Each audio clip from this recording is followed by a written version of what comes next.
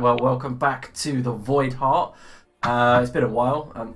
We took a week break because of Rocket entering the spirit world, but now that he's back, nice and healthy, we shall continue the story. That's a little in-joke. Did that happen? Yes. I do believe you had entered the spirit world and became very, very ill. I didn't realise we were supposed to play at that point. Yeah, we were meant to play that night, but never mind, eh? We're here this week. Whoops. Oh dear. Yes. I believe last we left you, you were preparing to leave for Erinspire in the south of Bindland and take off towards Bournley so that you could head to Larithia.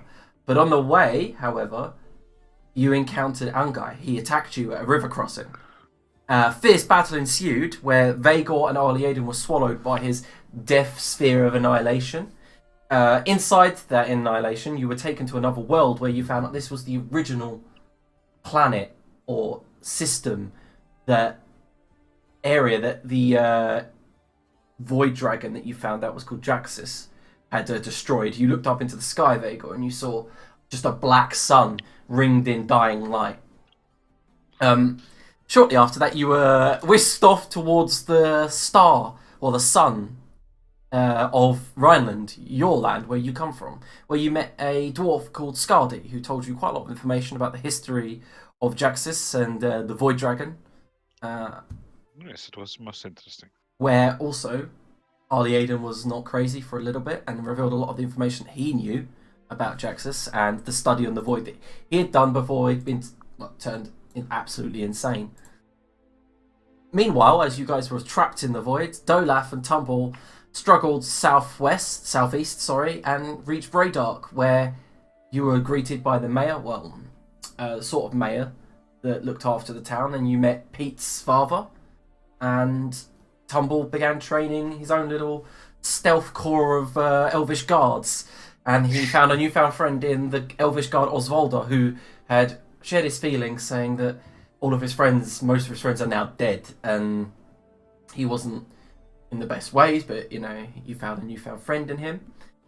We ended the session as Vaegor and Arliaden were whisked off away from Skardi's home around the sun, and you were placed directly in the middle of the throne room at Isil Capula, where a bunch of guards immediately lowered their halberds and moved in, and one of them goes, "Who the fuck are you?" And that's where we ended last session. Anything to add, anyone? Tumble's ninja corps are called the Unseen. Oh, that was it. Yeah, the Unseen. And Osvaldo is like the right-hand man. Osvalda, yeah. Isn't he also Lord Erinspire's Personal guard, yeah. Yeah, that's right. I believe Dolaf actually promoted him. I did. A lot of people had died, so I promoted him to captain, and then decided that I was going to have this little ninja corps, so we had Major Tumble. That's right. Major Tumble. I love it. What a name. I like it. It would be Major Timbers. Tumble. Yes, Yeah. Major Timbers. I just wanted to add that Arlene got his red boots back. It's Yes. very important. Also, that is a very important thing. Just so for the audience's purposes, when Dolaf had his vision, when Ileana showed him a vision of what could come, remember he was wearing red boots. Foreshadowing. Yes. Well. Sorry, what's that? I didn't quite catch that. No, never mind. Just wanted people to know. I'm totally lost. Basically, when Ileana gave you all visions, Dolaf got a vision of a battle atop a tower, and on it, Arliaden was in the air wearing red boots. And session, he got given a pair of red boots. Oh shit. By Skardi, who said, I don't need them anymore. What? Did Skardi have a hat? He did. I did mention that he did wear a pink hat. Good. Then that's the most important fact. Yep. Consistency has been achieved. Arne has no clue. Yeah. And no one else has a clue either. But we know the pink hat is there. So. Yeah, the pink hat. Good. The sleeping cap. But the rest of you, we ended the session as the guards approached Vaegor and Arliaden, and Dolaf and Tumble headed southeast to Bournley We will begin straight away with Vagor. You ready, sir? Yes, certainly. Okay, so as you turn around, you see there are about 8 to 10. Maybe you can't quite count because there's some behind you, and Arlie Aiden's gone back to back with you, and they're all lowering their halberds and moving slightly forwards. They wear this elvish, graceful armour that's kind of a green leaf colour. Their halberds have the motif of Larifia, which is kind of like ivy and autumn colours. And you see one of them wears a great feathered like headdress on his helmet that strikes a ponytail down the back, and his long golden cloak wraps around his shoulders and travels down his body. He seems to be moving forward quicker than the rest, more agile, more dexterous, and you can see he's got grey hair tumbling down underneath the Roman-style helmet. And he goes, "Speak your name, friend, or you'll be pierced right here." Well, that is quite rude. You asked me, what the fuck are you doing here? And I asked you the same question. I don't believe my question was answered either. What? That was the end of last session. Yeah, he goes, looks around, and Arlie Aiden goes, "Well, hello there, gentlemen. This is my friend, the Frost Giant." I don't know if he really is, but he does look like one, doesn't he? The guard kind of looks back, is taken aback by this, puts his halberd down, and all of the guards just one after another fall to their knee, prostrating themselves. And Arlie Aiden throws his hood back. "Yes, I would bow before the might of Arlie Aiden if I were you." And then the guard that had spoken to you goes, "Lord Arlie Aiden, I did not know you'd returned, or you were coming. I apologise." And Arlie Aiden steps forward, places one hand on the top back of his head and goes, "It's okay, my son. You may rise." And all the guards kind of stand. It's going to be unbearable after this. Never ceases to amaze me. He goes, "Friends, where is Dolaf?" They all looked to one another. Do you mean your cousin? He should be arriving at some point, perhaps, or I don't believe he's right here. Arlie Aiden looks back at you, looks at them, and then the head guard spins his halberd, and as he puts it on his back, it seems to snap to attention, and then you see the end of it go form into a kind of compact hand axe on his back, and then he just folds his arms and goes, "Yes, I'd heard of the affliction that you'd suffered from, Arlie Aiden. Shall we take you home? Would you like to go to the towers?" Arlie Aiden goes, "Towers? No. I'm afraid of heights." He's okay. He looks towards you. Some of the guards are a little bit wary of you, and you see some of them have their hands on their rapiers and have kind of flanked you slightly. Well, I guess you can either choose to put your weapons away or draw them, but stop posturing. Either you're going to let me in or Layden free, give us access to the grounds, or you're going to stab me. Pick which one it's going to be, please. Let's get this over with. Arlie Aiden looks at you, looks at them, puts one hand to his like chin, strokes it, and goes, "Lads, gentlemen, this Frost Giant is my personal servant. I'd leave him alone if I were you." And they all kind of, "Yes, my lord." He goes, "Good. Now, treat him with utmost respect." And he goes, "Now, take me home." He's got a pair of boots under his arm, and all the guards flank him. And he turns and goes, "Vagor, I think we're in for a party." Well, if that's what you want to call it, yes. Party indeed. Okay, so you are led out of the throne room and into this main hall, which is draped with dozens of... but some of them are like 50-foot tall tapestries. The hall itself, the corridor, is arced at the top, and you can just see stained glass windows glittering all across the ceiling, letting in a myriad of colours, of rainbow light. And as you walk through, you're kind of overwhelmed by the majesty of this like single corridor with all these paintings, all these tapestries. You are led right down a slope, out of a marble arced pathway, across a bridge that arcs, everything seems to arc, over a wide river. And to your right, just for a brief moment, Vagor, you get the splendor of Isle Capula to your right. You see it glittering on the midday sun. There is a grand city ahead of you, just surrounding the countryside, just covering the entire of this peninsula. And you see grand kind of marble walls that are kind of stained a greenish white that just reflect sunlight across the actual city. And you see there are towers built all along the city to reflect this light. And you see like beams of it just travelling across continuously, switching, moving, and just as if they're relaying messages between each other in some sort of magical code. You are quickly led across this bridge into another hall where there is a circle, another arcane circle, and the guards flank it, and Arlie Aiden just skips into the middle of it and disappears. Am I supposed to step in there as well? They just nod. Sorry. I love reluctant. You're just like. So as you step into the arcane circle, there's a brief rush of power, a vertigo. You sick to your stomach slightly, and then when you reappear, you see a portly kind of old elf, maybe in his late 700s. He's got sagging jowls, a bald top, and one single plait that travels down the back of his head.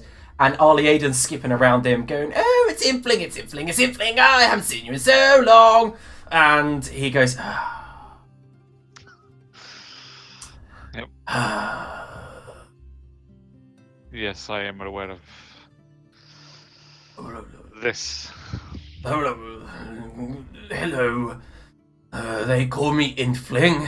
And he turns, Arlie Aiden, go see your grandfather. And he just runs off down the corridor behind you. He approaches, looks you up and down.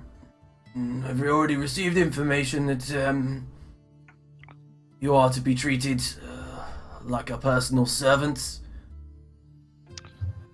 Apparently, an elephant will also shortly arrive. No. But our Laden will think so. Okay. Just as he thinks that I am a frost giant. He looks you up and down. Like one. What are you? You're another refugee. City's got enough of them. I am not indeed. And much like our friend that will be joining us is not an elephant. It does not even resemble one. I did not think so. It's a shame what happened to Arlie Aiden's fantastic mind. All that knowledge and years of training gone to waste. But, not quite, perhaps. He's still in there somehow, just obscured.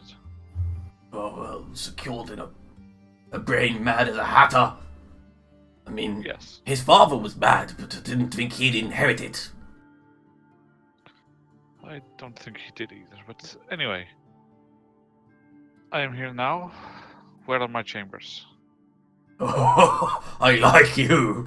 So presumptuous. Chambers! No, you don't stay in the noble halls of the Errand Spire, Lord Furbolg. I apologize. Sorry, you slightly tickled my jowls. No, sorry. We have arrangements for you. Yes. Yes, where are they?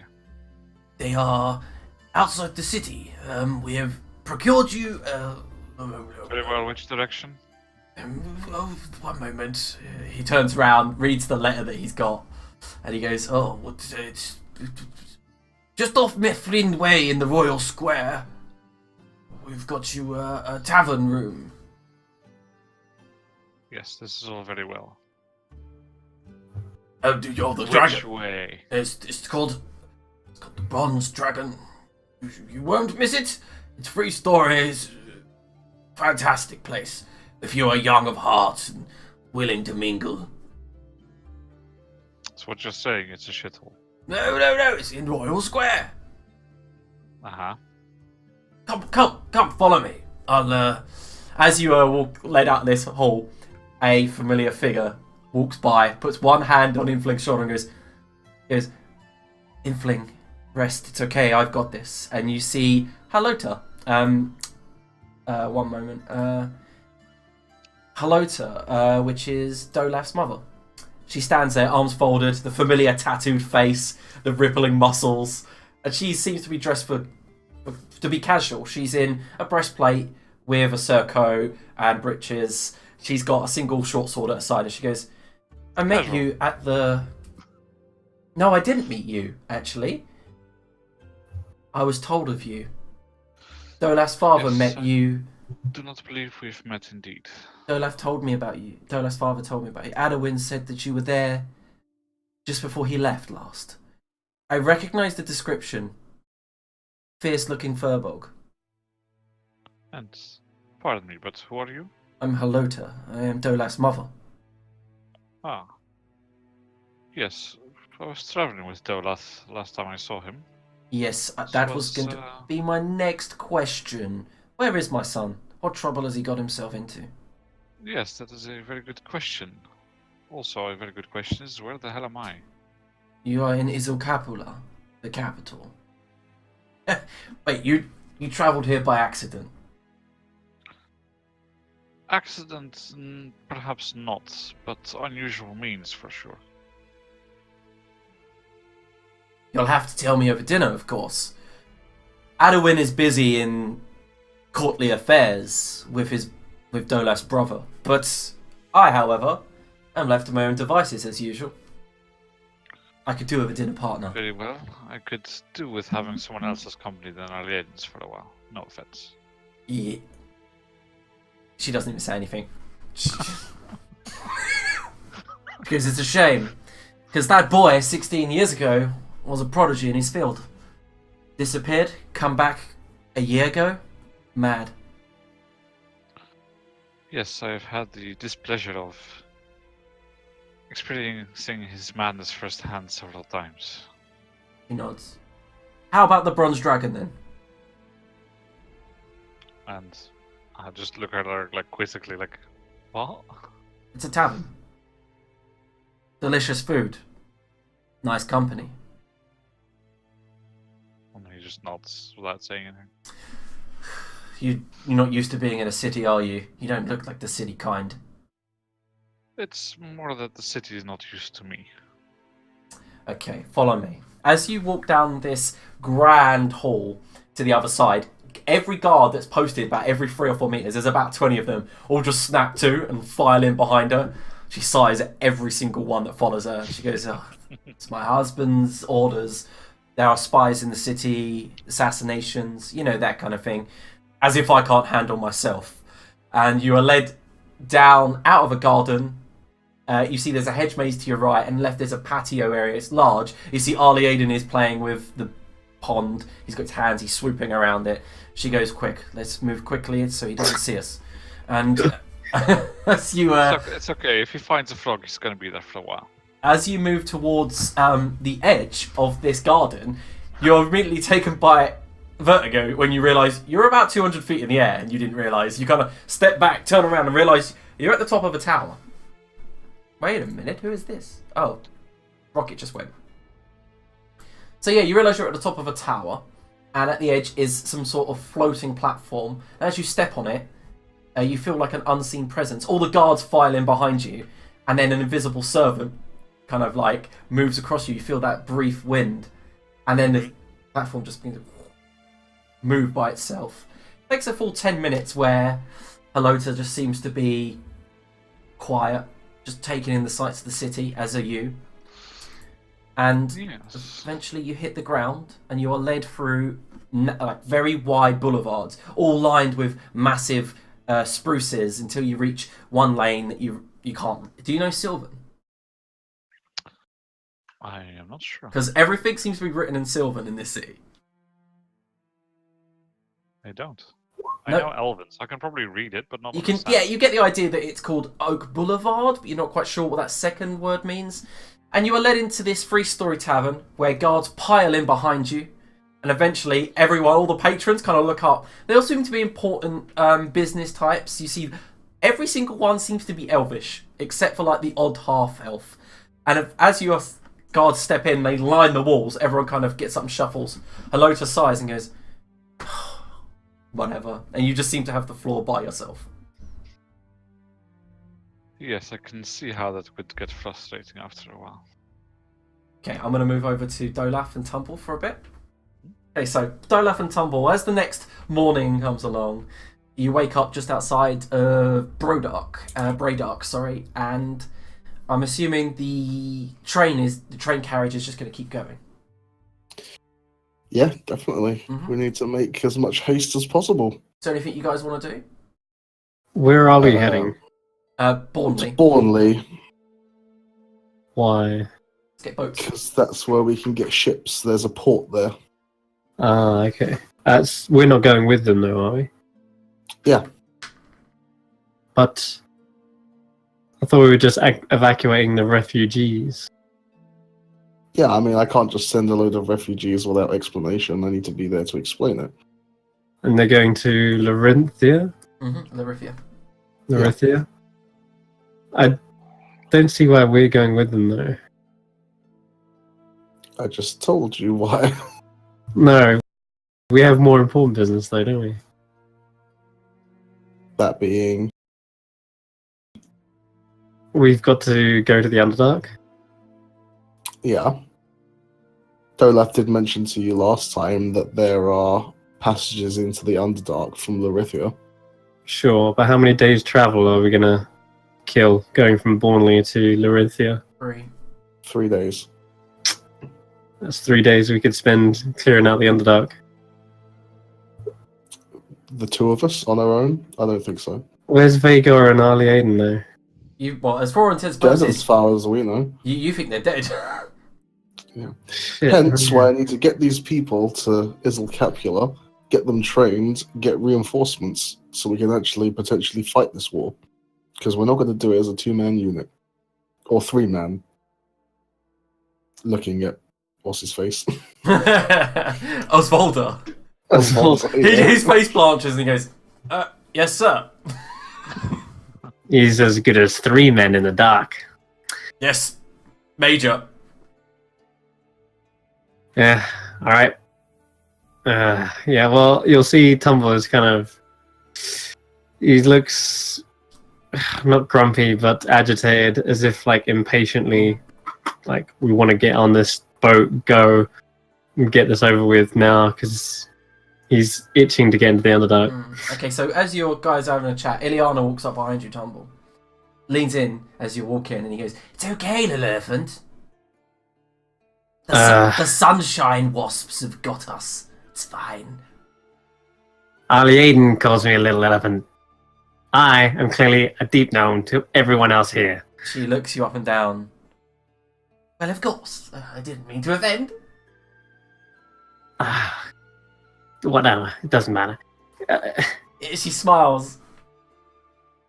It's okay, the wasps, they're looking. Wasps? What wasps? The ones in the sky. Look around. They know we're in trouble, and the pink-hatted dwarf will help. It's cool, don't worry. This is all the more reason to get to Larinthia even quicker. She goes, "Where is Arlie Aiden? He's alive." I know it, I can sense it. We don't know.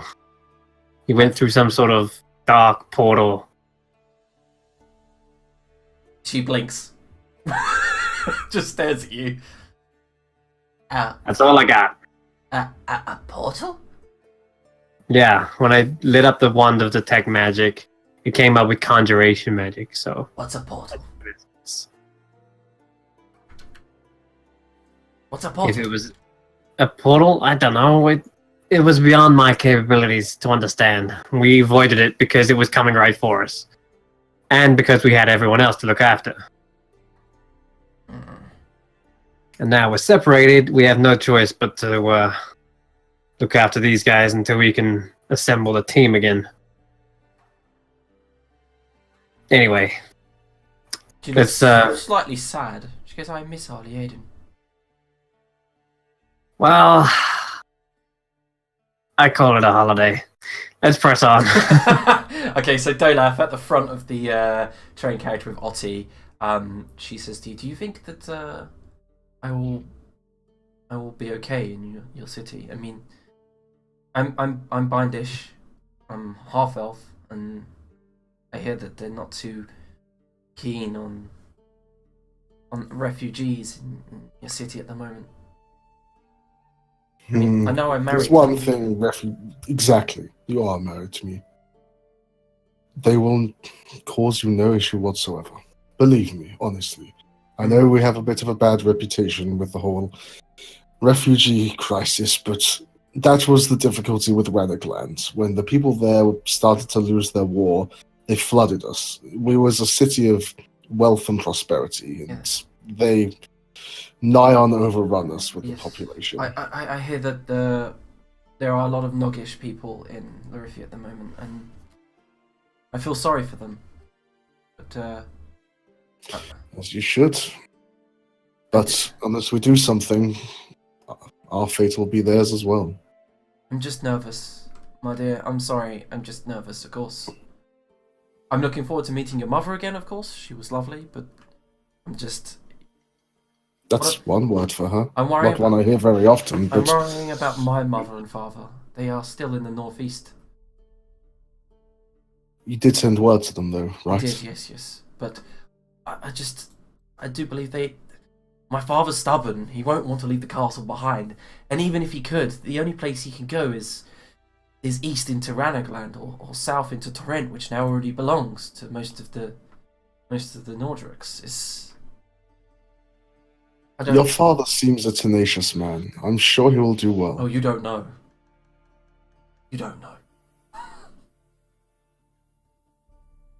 Unfortunately, this is the best course of action I can see before us. And it's the only way I can see us retaking Bideland, which is what we must do. Do you plan on attacking and assassinating Tang? The man that Morash talked about and the one you told me about? It'll take some discussion with the others. It's a possibility. I think we need to get towards the Underdark as soon as possible, to be honest, but Tang is big on my mind at the moment, especially as we know he's due to travel. Maybe a good opportunity. She leans in, her head rests upon your shoulder, and then she puts one hand on her stomach and she says, I really wish I could help, but I fear in the coming months I'm pretty much going to be useless to you. You'll never be useless to me, but you should rest. Okay. I had an important information on Tang's traveling, didn't I? Knowing that he would be traveling from some place. You knew that he'd be traveling from Ragnarok to Highhold in 3 months' time. But you're not quite sure how that worked because you remember Ileana said to you that if you followed her away, that you might get him. But you're not quite sure what intelligence has reached Ragnarok yet. Yeah. Yep, that's fine. Mm-hmm. Okay, so shall we do the downtime? Skip ahead till you get to when you get to Bournley. Sure. I think so. Yeah, unless there's anything else. No, but okay. So Bournley seems to be a crescent-shaped dockside village. It's very, very quaint looking, as if it's still stuck to like the old days, because it looks like it's kind of just got this mud and wattle thatched roof looking feel to it, and muddy roads. But as you get further in, you realise that, and you and the carriage moves further towards the dockside. The docks seem to be the richest part. This is, for instance, a port town. All of its riches come from the sea. And you see it's cobbled. You see there are about 6 ships docked. There are 2 galleys and what look like about 4 warships. And you wanted to approach the dockmaster, I'm assuming? Yeah, lead the procession down to the harbour master. All of the Torrent people are kind of gazing out their windows, just watching this procession of people moving through their town. And as you approach the docks, there are guards dressed in the red and black of Torrent, about 80 of them, all with crossbows. And there's one guy in a breastplate. It's all tattered. His shoulder pads look like he's seen better days. He's got a scar running from his cheek down to his lip, and it turns into his lip, making it look like he's got a slightly scarred lip. You can see the bottom of his teeth. And that's sure enough. I'll motion to the procession to stop and approach myself. What business do you have on? Just business, that is all. We require ships and passage. I have the gold to pay.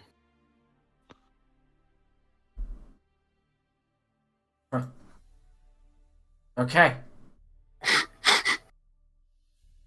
he seems to be trying to find the common tongue for the words. That he seems to be slow on the uptake. Yes, we are out of commission. I see that you're refugees. He lowers his hand. All the guards lower their crossbows. He's going to roll a history check to see if he recognises you. Oh, that's on the search function.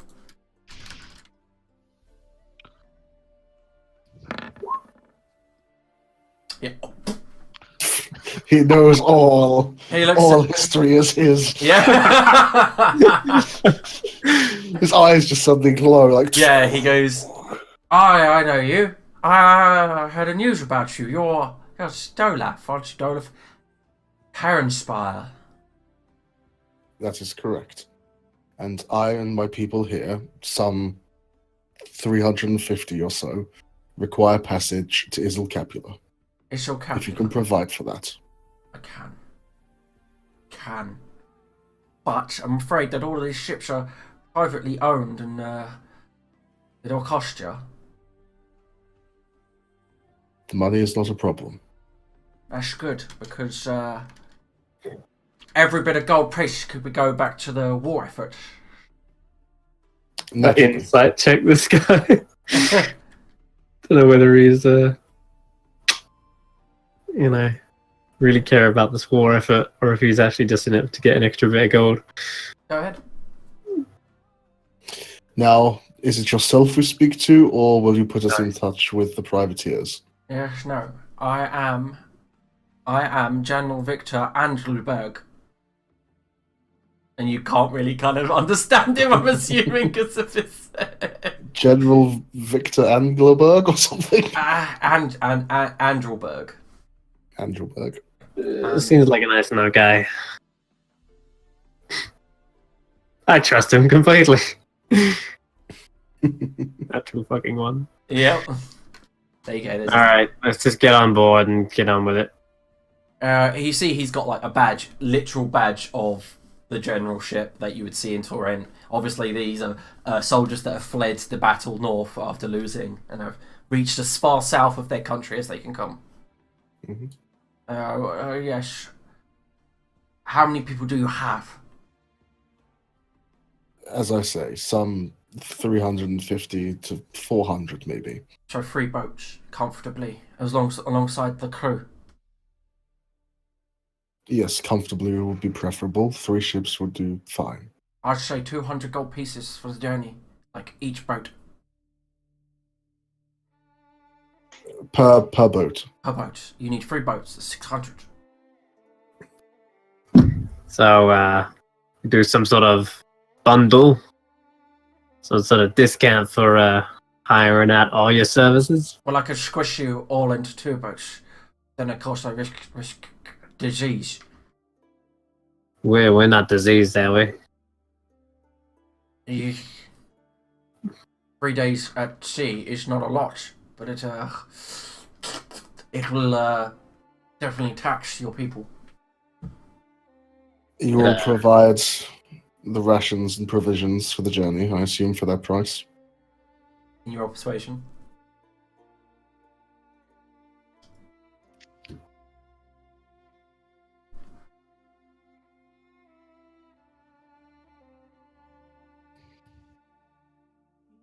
Okay. We'll do it. Yeah, of course, it won't be, it'll be a meager portion of the food, but definitely.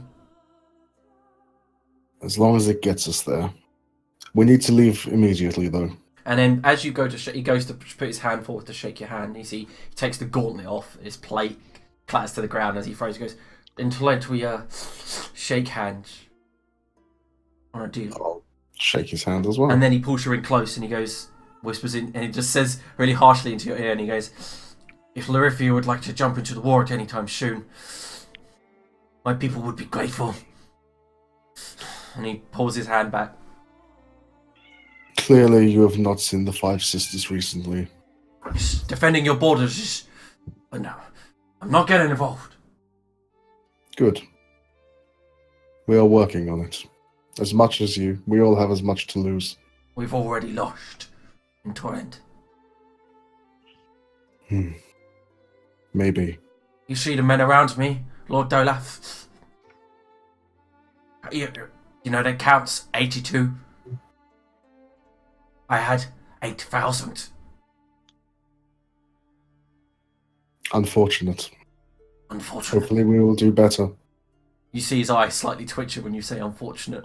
Like, as if unfortunate that he'd lost that many lives to prison camps and to the fight.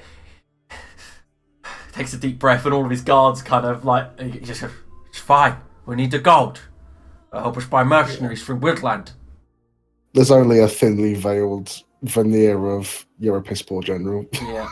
You've lost that many people. Anyway, he counts out a bag or a little pouch of 30 platinum.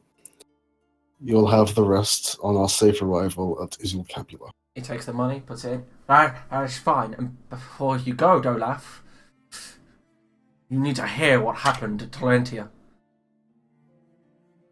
I would be pleased to hear. Okay, so he goes, and anyone else that you think is good enough to hear this story, bring them along. And he says, we None. Tumble. Right.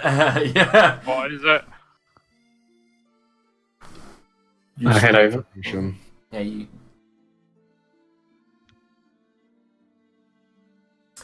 So he leads you off to the sides where he's got a barrel and a few stalls set up. Looks like he doesn't have a headquarters or anything like that at all. And he goes, take a sheet, and he clicks his fingers, and some of the guards bring over some rum for you. I'm fine, thank you. Yeah, same. What about you? I'll have one then. Yeah. I'll have yours as well. You see that actually brings a slight smile to Victor's face, and he goes, I've always liked the dwarvish folk. Cheers to that. Where do you hail from? Mern? Is it Blookheim? I'm assuming you're from the Daglin Islands. That's correct, yeah. Oh, good. Around and thereabouts. He nods. I've always liked your folk. Okay, so he begins to speak, and as he does, he takes a long swig of his rum. He says, when the attack happened, we didn't see it coming, of course. But it was led by Ileana's General Tang himself.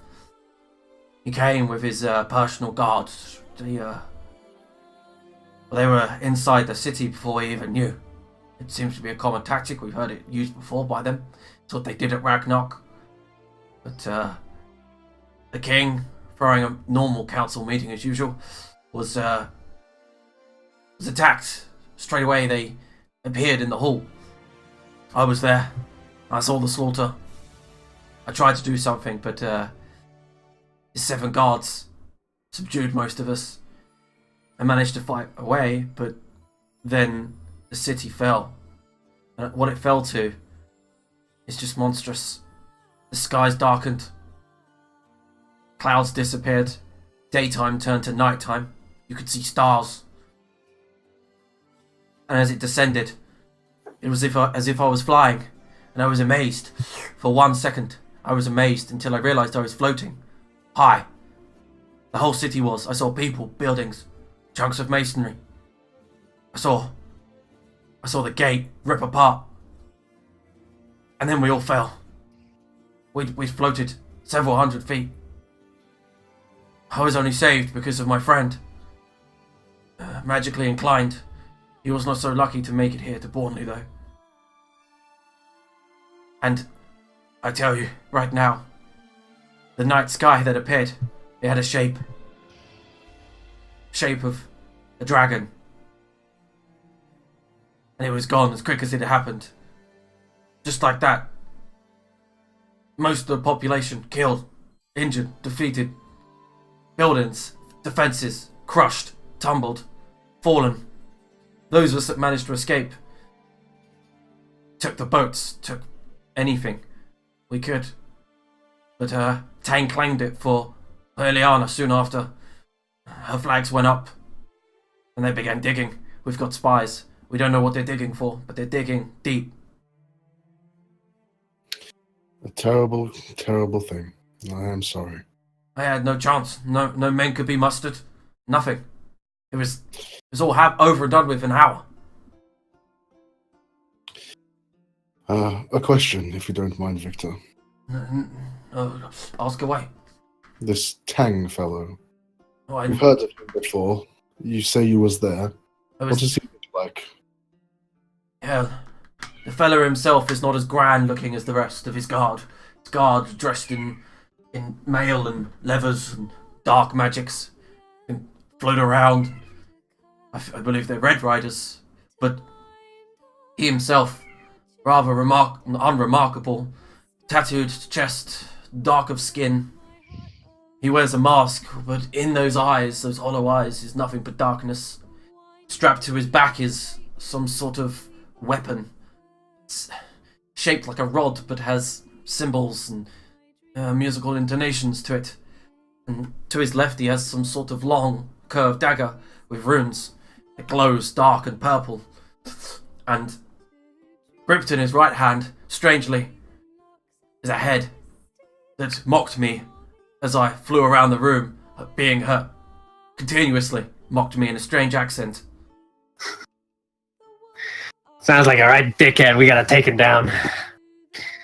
Yes, he sounds quite identifiable, though, so that's good. His mask. I can say, it's terrifying. Staring at it, scared the entire room. He came in, he monologued, then suddenly chaos. One more thing you should know. Ileana. She is not Ileana. No, that might be confusing for you, not knowing much of the history behind this, but... how to explain? Anyone? How do you explain this situation? The one behind, or the one behind the army, leading its forces, is using the guise of Ileana. It's not really her. Yes, correct. Ileana is a good person. Was. Perhaps still is. Well, we all know that story. We all know that about her rise to power, how she was a seeker in the East. Indeed. Yes. But what you don't know is she didn't change. It's just someone using her form. Okay, so we're gonna cut it short then. Just say with you and Tumble, you managed to explain the whole story from beginning to end. Yep. And sure. And both of you can roll persuasion, or one of you can roll it with advantage. Up to you two. I've got 2 in persuasion. What have you got? 4. I'll help you. Oh, no. Nice. Okay, when this information sinks in, Victor nods, stands, and he seems to be revitalized slightly, as if a new wave of energy has come over him. His crooked back that he was leaning down suddenly becomes straighter. He's got his hand on his weapon. He paces up and down the dock for a full minute with his hand against his rough beard. Turns to one of his guards, says something, walks over, and goes, "You have found out more information than anyone has ever managed to find out on her. I thank you." As I said, Larithia has not been standing idly by.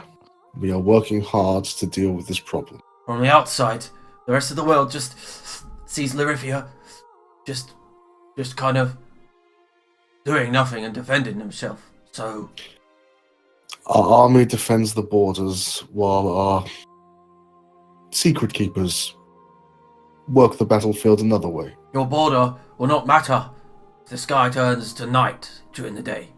Just remember that. We'll look out for it. We shall. But Okay. time is pressing. Mm-hmm. Of course. So, we'll say that you guys dock later that evening. All the people are herded on. Dolaf, you're mainly guardsmen, and Samuel, your Mond, his family, and the villagers. The other boat's filled with the dwarfs, the Duergar, and the other boat's filled with the remaining personnel, some of your personal, like Otti's handmaidens, and several of the other half of the villagers. And the boat's set off. It's quite a peaceful journey. The sea is calm, just kind of like steel like glass. And after the first journey, you guys kind of get used to sea travel. I mean, Tumble being used to the underground, barely used to the barely used to the land is now kind of like. Well, thankfully, it's an inland sea, pretty much, isn't it? It's almost a lake, practically. Well, yeah, there's the bright sun, now the constant moving. I can't wait to get back underground. But on the second day, round about the morning, the entire of the 3 ships awaken to kind of like a dark, overcast morning. But far to the southeast, you guys see this twister, this huge monolith of a water pillar that seems to just undulate towards the sky, where you see whirling, massive clouds. And the general walks up behind you guys. He goes, "Shaman's End." I'm assuming you've seen it before, because like Dolaf, you know that if you look closely on a full day, you can see it from Isle Capula. I have indeed seen it. But for Tumble and Mern, Mern, it definitely would not be a first time for Mern. But for Tumble, you've never seen anything like it. Like, you could probably tell the time by seeing its shadow. Yeah. What the hell? This huge monolith of a water tornado, it looks like. It looks several miles wide and goes like several thousand feet into the sky. What the hell? Why is that coming out of the sea? Is anyone else concerned about that? It's quite useful. It's quite easy to tell you direction by that. If you ever lose your way, just find someplace high and you know exactly which way northwest is. Well, depending on where you are, of course. But well, they do say that that's the place that Frigg died, Ragnarok, and of course the eternal twister upon her death. No one's concerned that thing's like the plug hole of the ocean, and it's probably draining it. Well, Dolaf, you know, it's been there for like ever since you've been alive, like never changed. Yeah, he's just kind of like shrugged. Like, it's just not to everyone else in the world. This part of the world, Tumble, it seems to be just as normal as a mountain. We don't have that kind of thing in the Underdark, okay? So, just looks very, very ominous. Take it in. It's a splendid sight. Especially in the morning when the sun's rays hit it. Sure, I'll go get my Kodak and snap a few. Yeah. So, all of you... it's a magical stone that takes images. Like a crystal ball. You all know that this is meant to be the death place, the burial ground of Frigg, Odin's wife. So that's meant to describe the unnatural phenomenon, but everyone just has their own view of it. We're circumventing that thing, right? Yeah, like you see it's in the distance and you're going to go around. And the captain goes, well, when people go near it, it doesn't actually have any wind at all. It's a strange phenomenon. You can sail straight through it.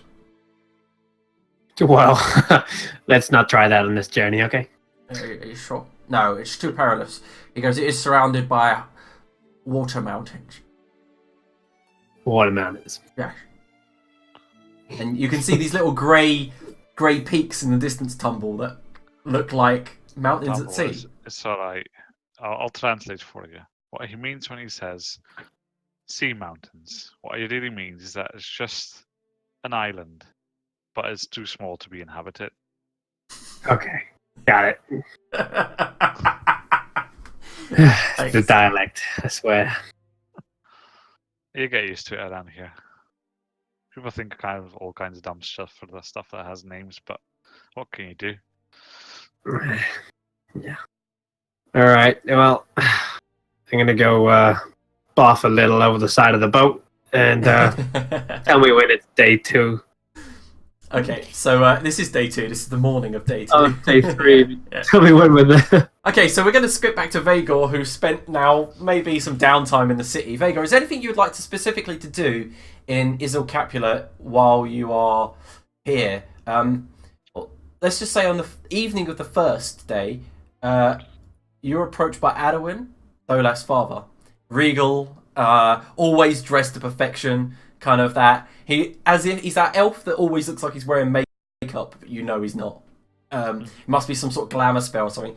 But he does approach you at your stay at the Bronze Dragon Tavern, and later that evening he just walks royalty in this tavern, like absolute royalty. At one point at night, you get a few knocks on the door, and as you open the door, there are 3 scantily clad elvish women. I'll take that. Yeah. That's an experience he hasn't had before, so that's fine. Yep. More importantly, though, I did want to talk to Dolat's mother. Okay, so you approach. Far much. Yeah, so let's just cut back to that conversation happening, I think. Okay, fair enough. Yeah, we'll... I don't think that influenced much. So, basically, since she was, speaking about our lane and about things that happened, I wanted to get a chance to speak to her where all the guards are not obviously listening or able to hear us. All the guards just look. They don't look at you ever. They just look forward, completely deadpan. Yeah. All right. Yeah. So just scoot in and talk quietly and say, well, I mentioned that we came here by accident, more or less, and I wanted to give you a few more details on what happened to, well, your nephew, I suppose he is. I don't quite get involved in family matters. No, don't use that word. I'm not related to Arliadin at all. Olaf, my husband? Yes. Ish. Well, yes, but you understand what I mean. Yes. Basically, it seems that his mind is not quite gone. It's just... Tell me something I don't know. I mean, I've seen his violent outbursts when he turns back to his usual self. Yes, but more than that, that would indicate some madness is there. However, it just seems that he's there underneath it all, yet he cannot express his normal personality because of, well, what has been happening. We traveled here through the void, if you're aware of what this is. I am. And I told the story about how in the void he's still pretty normal, and that we can try and find a way to... The thing is, we've had the city's best healer, Jana Evelond, on him, and she couldn't help him. Not even Modir could help him. Yes, I'm pretty sure that healing is not the way to go. We need to do something related to the void to bring him back to his wits.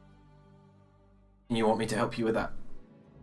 No, I simply wanted to inform you that this is the case, since he is... You wish, Vagor, you can speak to Jana. She will be in the Grand Temple of the Seldaline. All hours. Ever want to visit? The marvel to see? Well, I do prefer the outdoors, but perhaps. Yeah, and then just spend a little bit more time just chatting to her, because she seems much more like Vagor's kind of person. Oh yeah, she tells you her story. She says that she once belonged to basically there used to be several tribes of basically barbarian elves that used to roam the ever-living Vidar, and ever since they were taken into the fold, she explains to you that she was once literally a barbarian princess, and part of the marriage was that she was to be married to a noble in the city to join the tribes and the city elves together.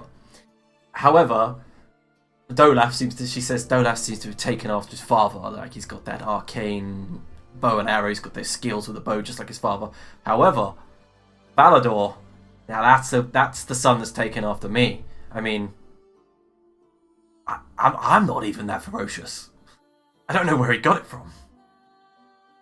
Well, be it as it may, I think you might discover that Doloth has a different side as well. He can be quite fierce, just in control. Yeah, well, he does have the blood of me in him. Seems so, yes. Well, it's been a pleasure, but I do want to catch some fresh air, and I don't think I can get it here, so if you don't mind me, I'll take my leave.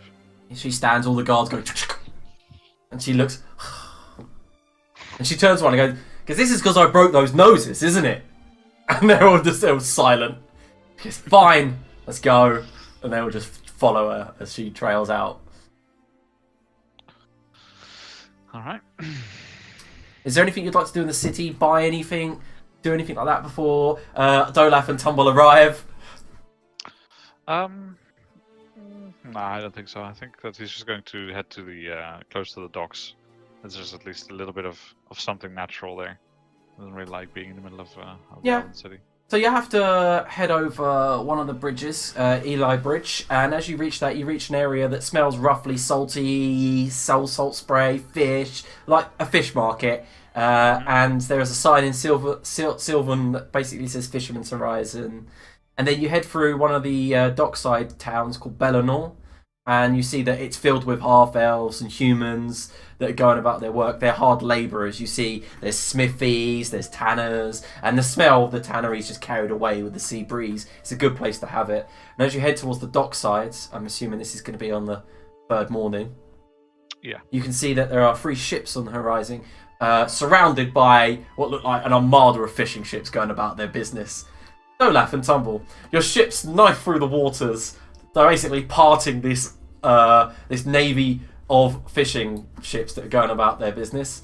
And as you head towards the docks, everything's being sorted. The preparations for sails are being unwound, rolled up, and you basically dock quite nicely within maybe an hour of seeing the city.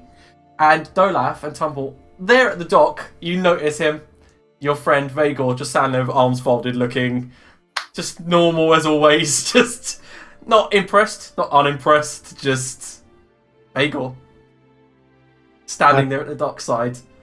And you notice them, Vagor, as well. You notice they're approaching. Okay. Yeah, Can we just shout from here?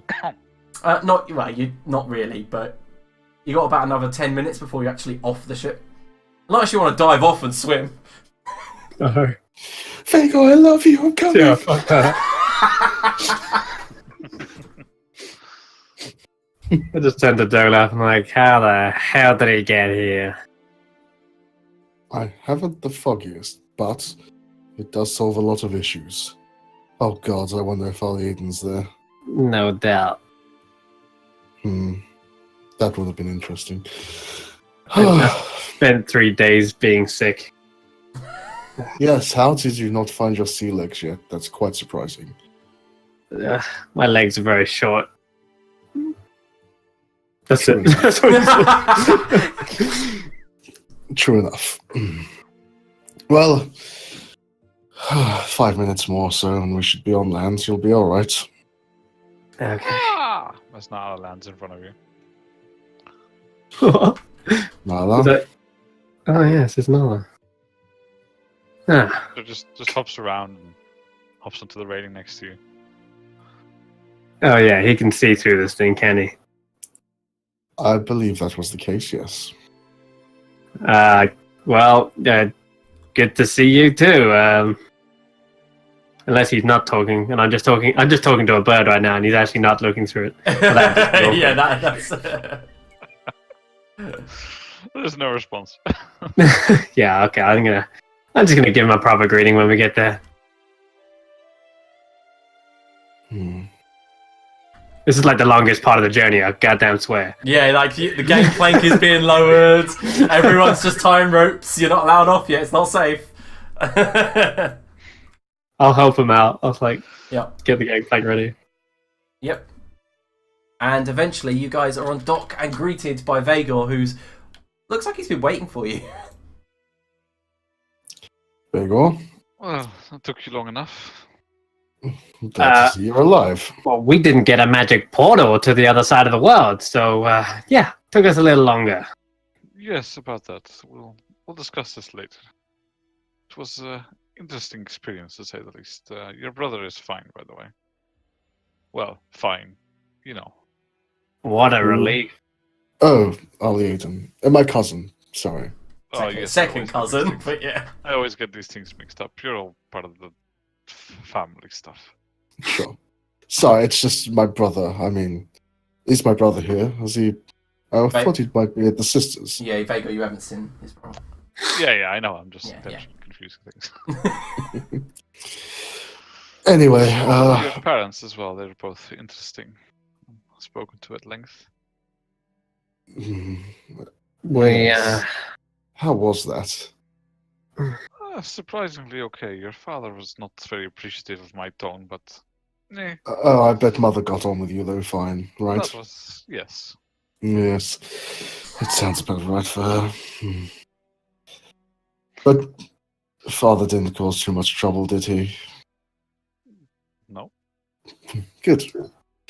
He has his way sometimes. Very smart man, but far too proud. Yes, he seems rather unimpressed with my manners, but that is his problem, not mine.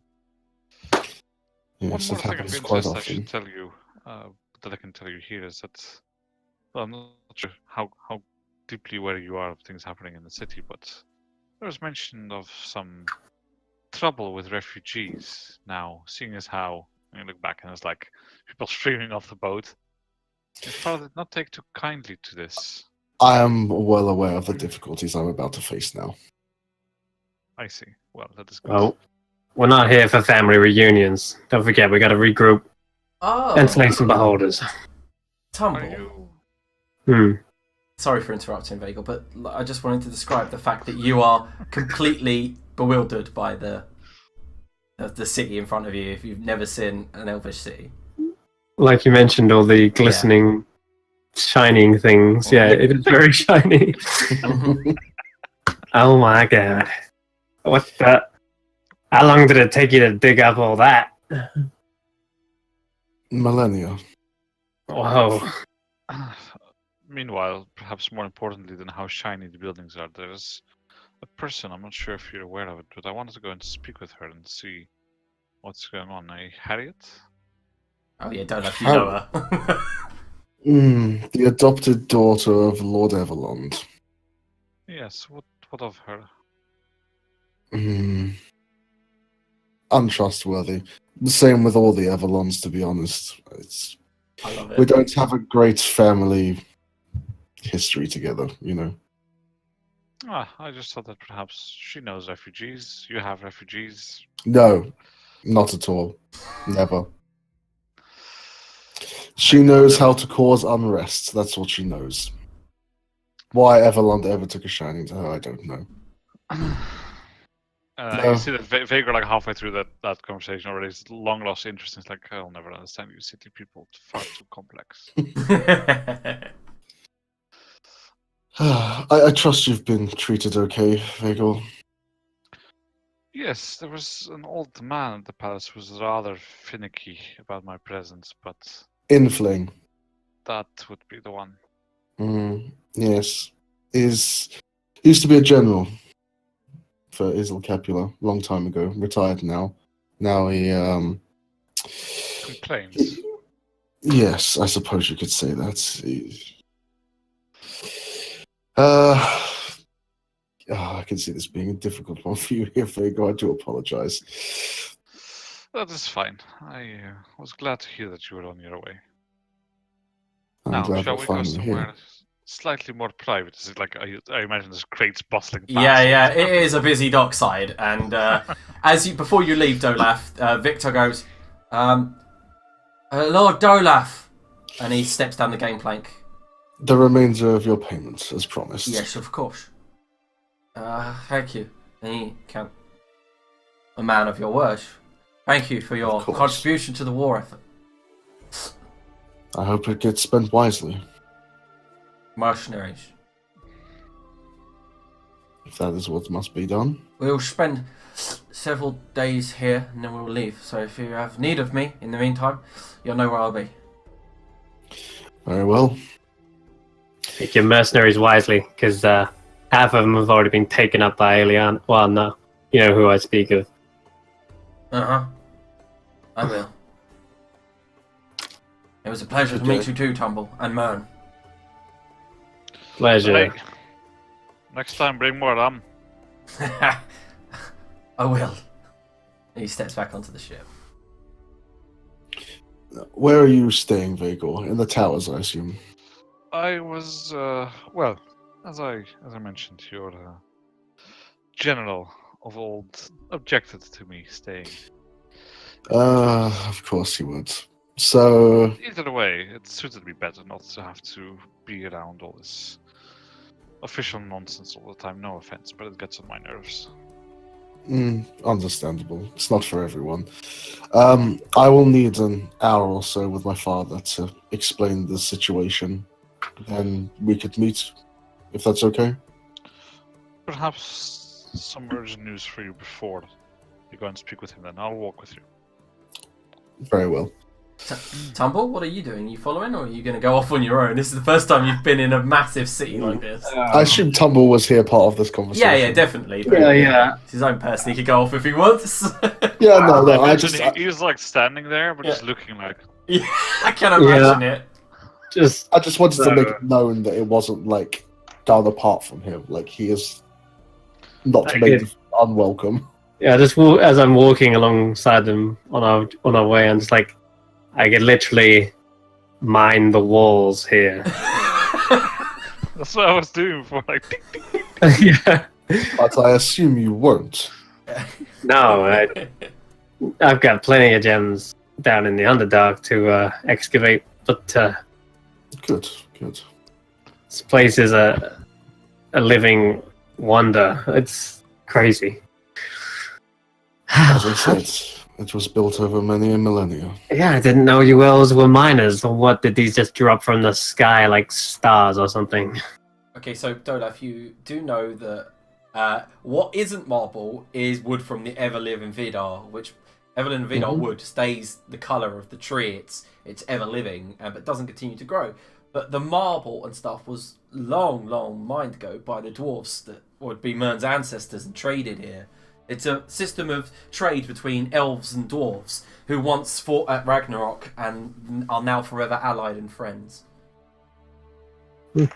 I passed this information Yeah, on in a brief history lesson. Yeah.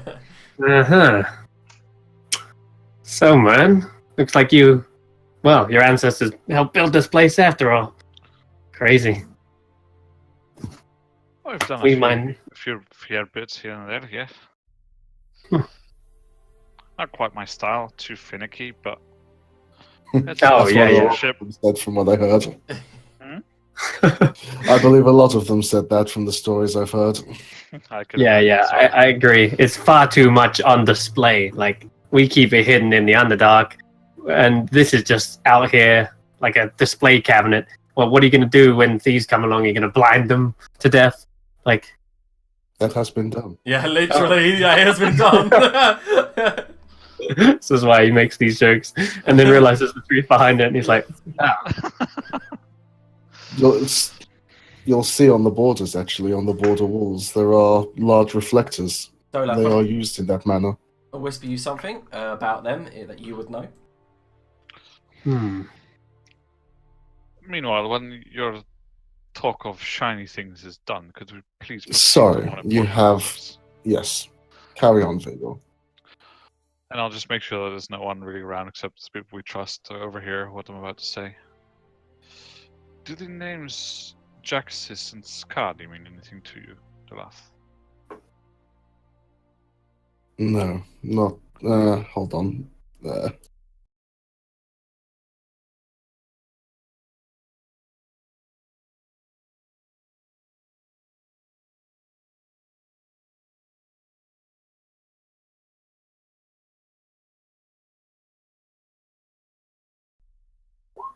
Maybe.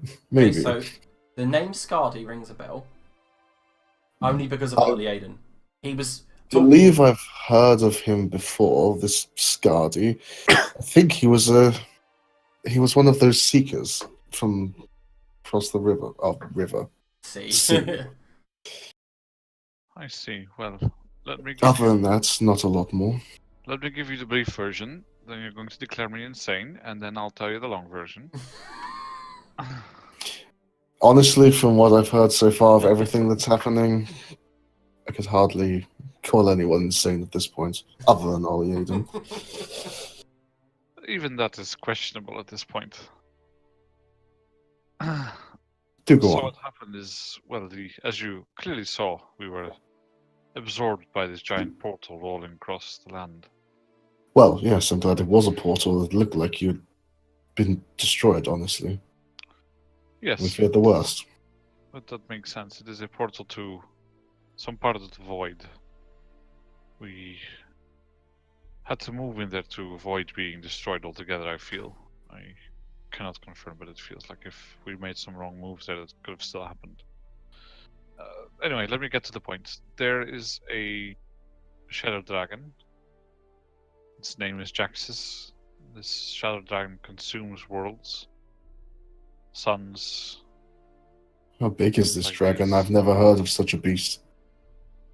Yes, it is difficult to explain exactly. I don't think it has physical form exactly. Either way, it is now on our world in the form of Ilyana. Right. So that is the presence that has taken Ileana's form. Yes, and it intends to swallow this world alive. And interestingly, while in this void area, it seemed that Argleden had his full mental capacity. Quite a sight to behold, I must say. He promised me that if I did not relay this information to you accurately, that he would flay all my skin and break all my bones, and therefore I shall relay this exactly to you as he relayed it to me. He simply said, Honestly. take all those not bound and run. Take all those not bound and run. Those were his exact words, yes. There is not much, it seems, we can do, or at least no one there, neither Skari, who this seeker who must now reside in this void, can do against him exactly. There is something, but it is somewhat hard to describe. What happens is that when what's going on, Tom? Yeah, he's just trying to process this all. In his head, he's just saying, Star Dragon. Star Dragon. Yeah, so what happens is that apparently, this is a very alien concept to me, but when a sun dies, some form of essence is left behind, and this is turned into what's called a star drake. There were several of these drakes in this void.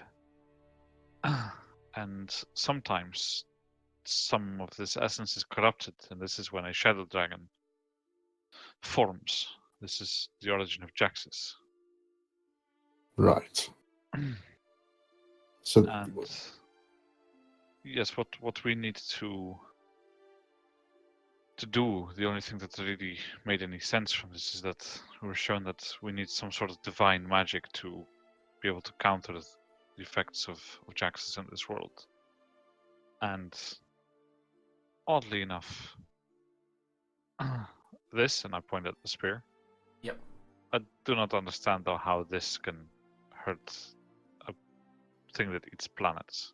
That part did not make much sense. Also, slight problem if we do ever figure out how to defeat it.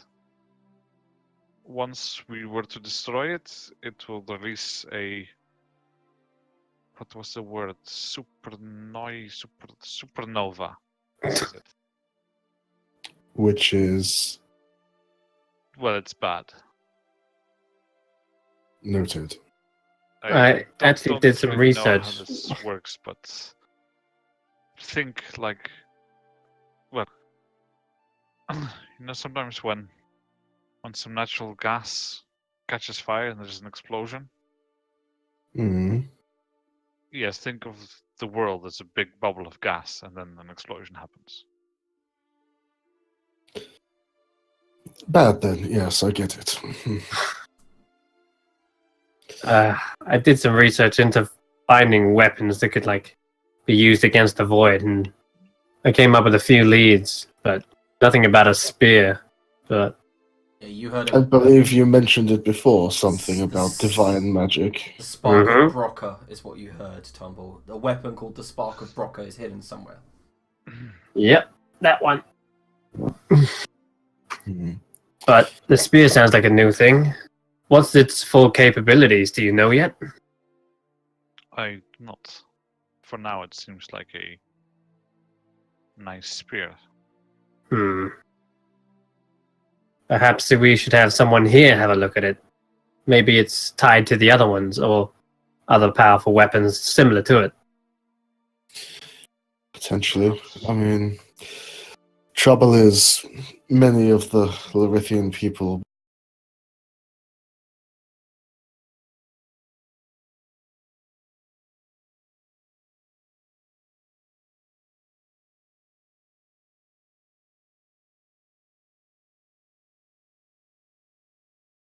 We all work arcane magics.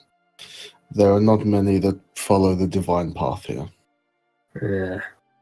But we have some of the greatest arcane minds in the land. Maybe they could shed some light. If not, maybe they know a thing or two about beholders, which is still equally as important to deal with. Thalion, he would be the best person to ask. Noted. We can arrange a meeting with him later. So, Pretty well. even if we do find a weapon to actually defeat this thing, if we kill it, it's only going to bring about the end of the world.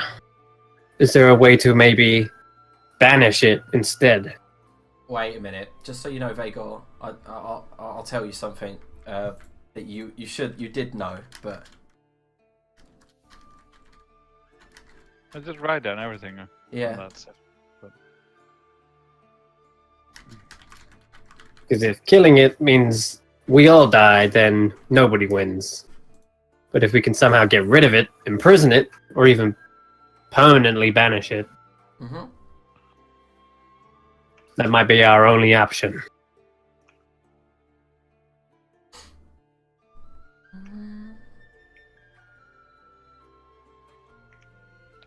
No, it's so. Oh no, it's Yeah, very big, it's but fine. not. Yeah. It basically makes sure that what. Not sure if Vagrant knows No, that. yeah, fair enough. Our little shot.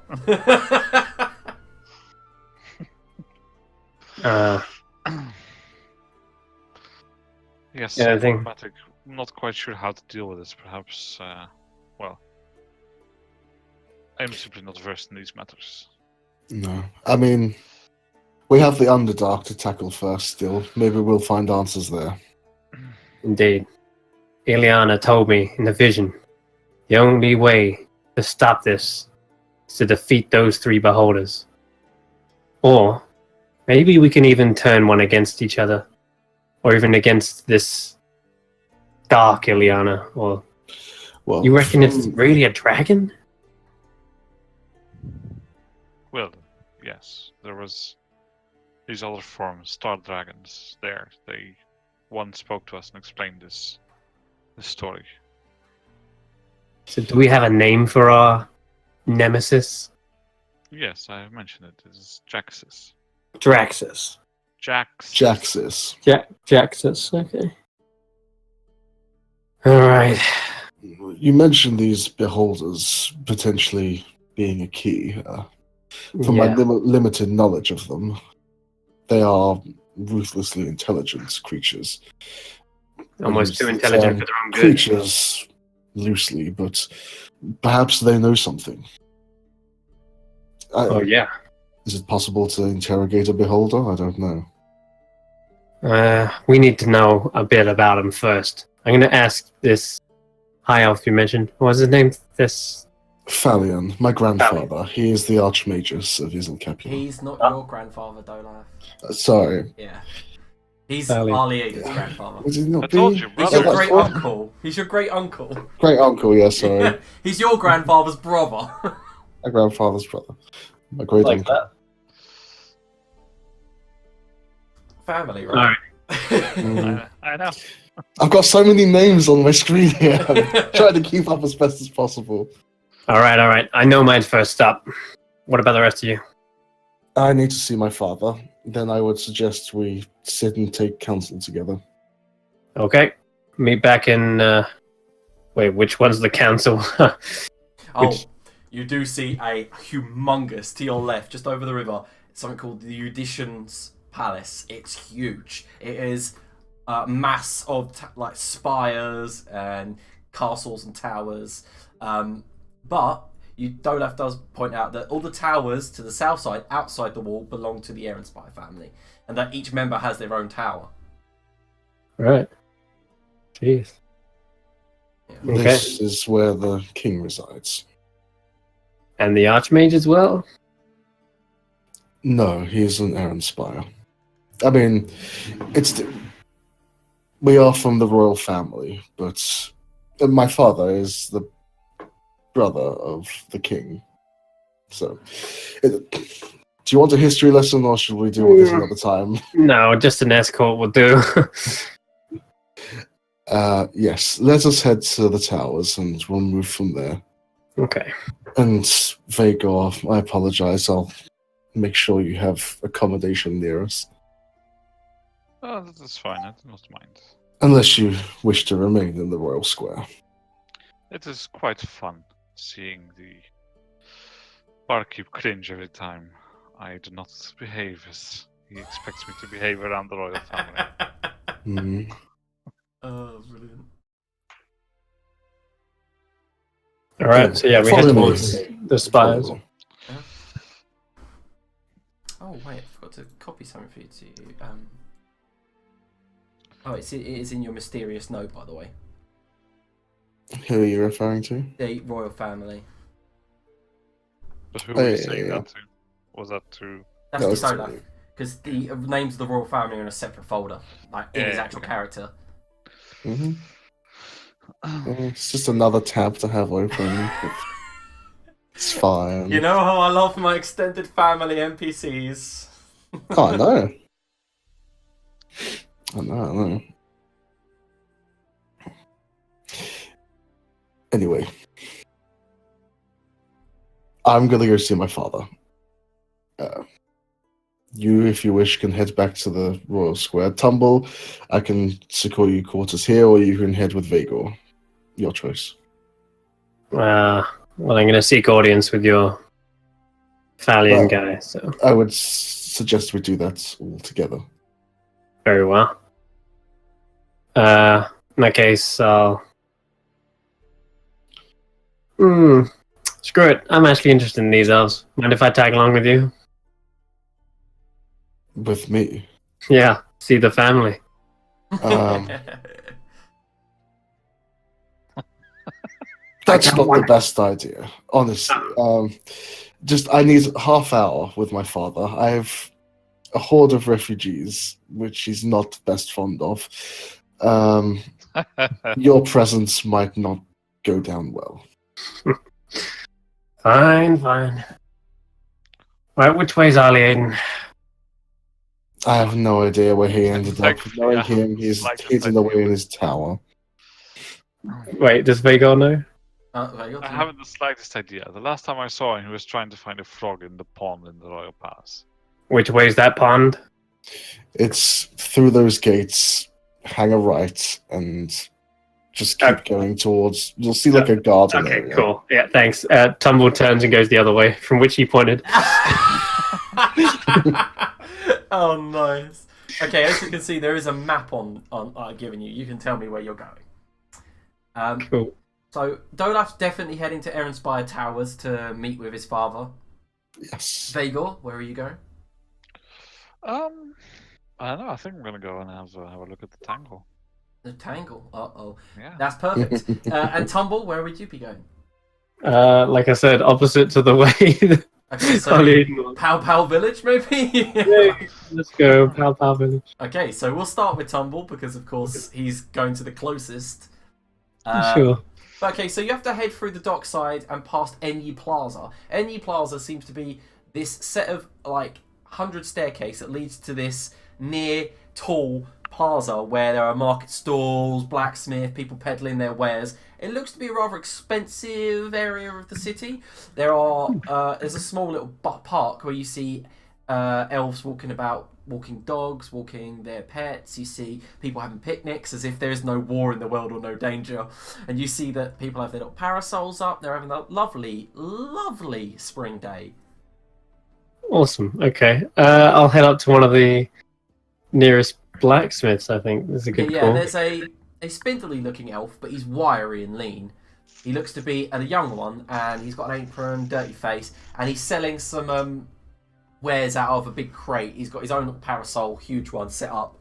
He has a forge next to it, all ready to go for the personal things for this day. And as you approach, well, it's a gnome. Sorry, I apologise. A deep gnome. Yeah, But I've Close enough. I've never seen one of your kind. It's a pleasure to meet you, Master Gnome. And he goes to shake your hand. You see he's got grease and all kinds of dirt all over him. Doesn't bother me. Okay, I well, shake his hand. Yeah, he shakes hands. Yes, Campbell. Can I interest you in some arms, ammunition, or perhaps some new armor? Yeah, I was just about thinking. In such a prosperous city, I doubt you only make mundane weapons, right? You're after something better, I'm assuming. Hmm. Magical. Something like this, and I put my sword that Mern crafted down on the table, and it crackles with a little bit of lightning as it does. I got the perfect man for you, friend. I mean, I'm kind of sending you to my rival, but I'm not arcane adept, you see, and I sell the minor arms at a good price, mind. But see, there's a human who retired here several years ago. He set up a shop in Fisherman's Horizon. Hmm. Yeah, he's by the name of Flint Westwood. Flint Westwood. It sounds like a interesting human name. Okay, and what kind of things does he do? Is he Well, he sells a collection of magical artifacts that he garnered during his travels. Okay, so he doesn't make them himself. All right. No, but you've got to visit his house type thing. I mean, he doesn't actually own a shop. Oh. You just peruse his items. Maybe for the right price he'll be willing to let slip one of those. Perhaps. I mean, I hope I've helped you, friend. Oh yeah, certainly. In fact, I'll repay you with some business. I'll have a quiver of arrows, and let's buy some more caltrops while we're at it. If you got any. He says that'll be 2 silver pieces. Sure. Arrows and, I'll top up on some arrows. Yeah. Unless he has like +1 arrows or something like that. He has 5, but they're 5 +1. Yeah, they're 5 gold pieces each. Sure. Actually, that's more than fine. I'll take those. Mm-hmm. So that's 5 times 5, 25. Yeah. You see, they've got the classic Lirithian motif on them, and as you pick them up and move them along, you go, "What the heck?" And it's got Dolaf's name written on the side. Dolaf be blessed he to aim my shot, and you're like, "Huh? What? Yeah, what?" And as you pick up the next arrow, it's got a carving on the side that says, "May Ali Aiden's eye guide my fire." What? Jesus! All right. Yeah. And each one has like a different line or line from a poem. Hey, It's names that are familiar to you. for an extra bit of gold, maybe you should carve on some of these, like Tumble, the Beholder Slayer. May he forever fuck up my opponents, or something like that. You know, We only carve the names of saints. I'm gonna be a saint. I'm a saint in the making. His eyes narrow and he goes, "Nice one." All right, you remember me, okay? I'll be back after this whole shit show is over. You only know my no. Of course I'm going to remember you. All right then. Come back here, and I'll have a whole quiver of arrows to my name. Sure. Sure. As I walk away, I'm like questioning myself, like, wait, I don't even care. Like, Tumble's not even into fame, and he's just like, maybe that was a hint of jealousy that someone already has got there before him. I don't know. You have a feeling that the names might not be Dolaf particularly. You're like, why is his name on? Why is Ali Aiden and Dolaf's name on these arrows? Like, is it because perhaps they're named after long ancestors in a previous 1,000 years ago? Maybe. Who knows? Pretty sure that Eileen's Refuge and Dolan's Ark were not named after these guys. Interesting. Neither way. Okay, I so might ask them about it. you head to Fisherman's Horizon. Yep. I'll ask around, like, I doubt there's any beggars to talk to in the friggin' Elf City, so I'll ask a nearby guard, or if there's a stall selling, like, anything. I'll just ask around till I can find Flint Westwood's place. Okay, yeah, you ask around, and you definitely manage to get pointed towards Flint Westwood. They say he's an older human, and as you find his shop, it's a squat kind of cottage surrounded by small greenery. Looks like he's managed to buy himself a nice little plot of land in the middle of the city. He's got a garden, and outside there seems to be a halfling tending to the garden with a little straw hat on. And as you approach the small wooden fence, he goes, Morning. How can I help you? Morning. And as I approach, kind of like squinting from the daylight. So, Westwood? Yeah, you've definitely reached the Westwood house. Are you Flint? No. Yes? No. No? I'm not. Who's gardener? The halfling looks confused, knocks on the door and goes, Flint! I'm You looking got for a a human. customer! A And then you customer? hear this old man go, what? He goes, customer! What?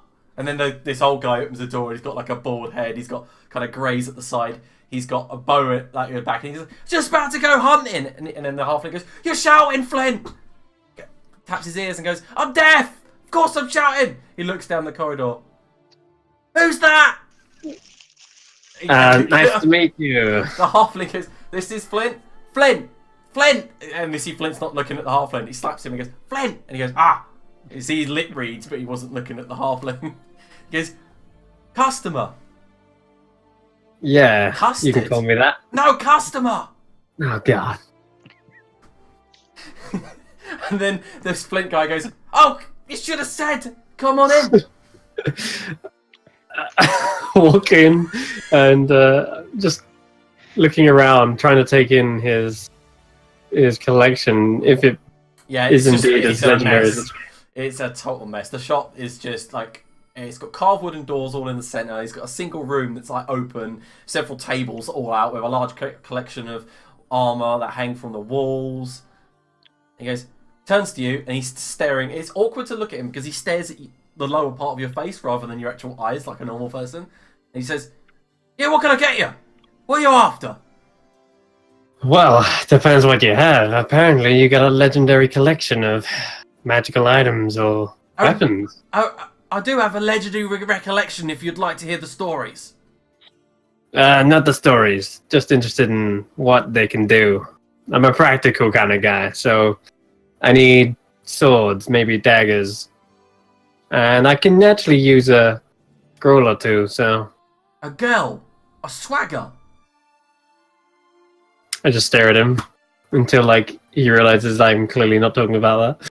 He's like, oh, daggers, not swaggers. Got it. He turns around, opens up some drawers, brings out some like different types of daggers. He studies them. Nah, not the one. Puts it down. Not the one I'm looking for. And you see he's got like a whole cutlery drawer filled with like fighting daggers. Some of them still stained with blood. And then short swords. he turns and he goes, one moment. Reaches to a hook on the wall and there's a wand. He goes, Shabba! And then he goes, and you realise he's casted magic. He goes, there it is! Walks over to the drawer, opens it, picks it out. Hey, I got one of those. You got what? They're mine.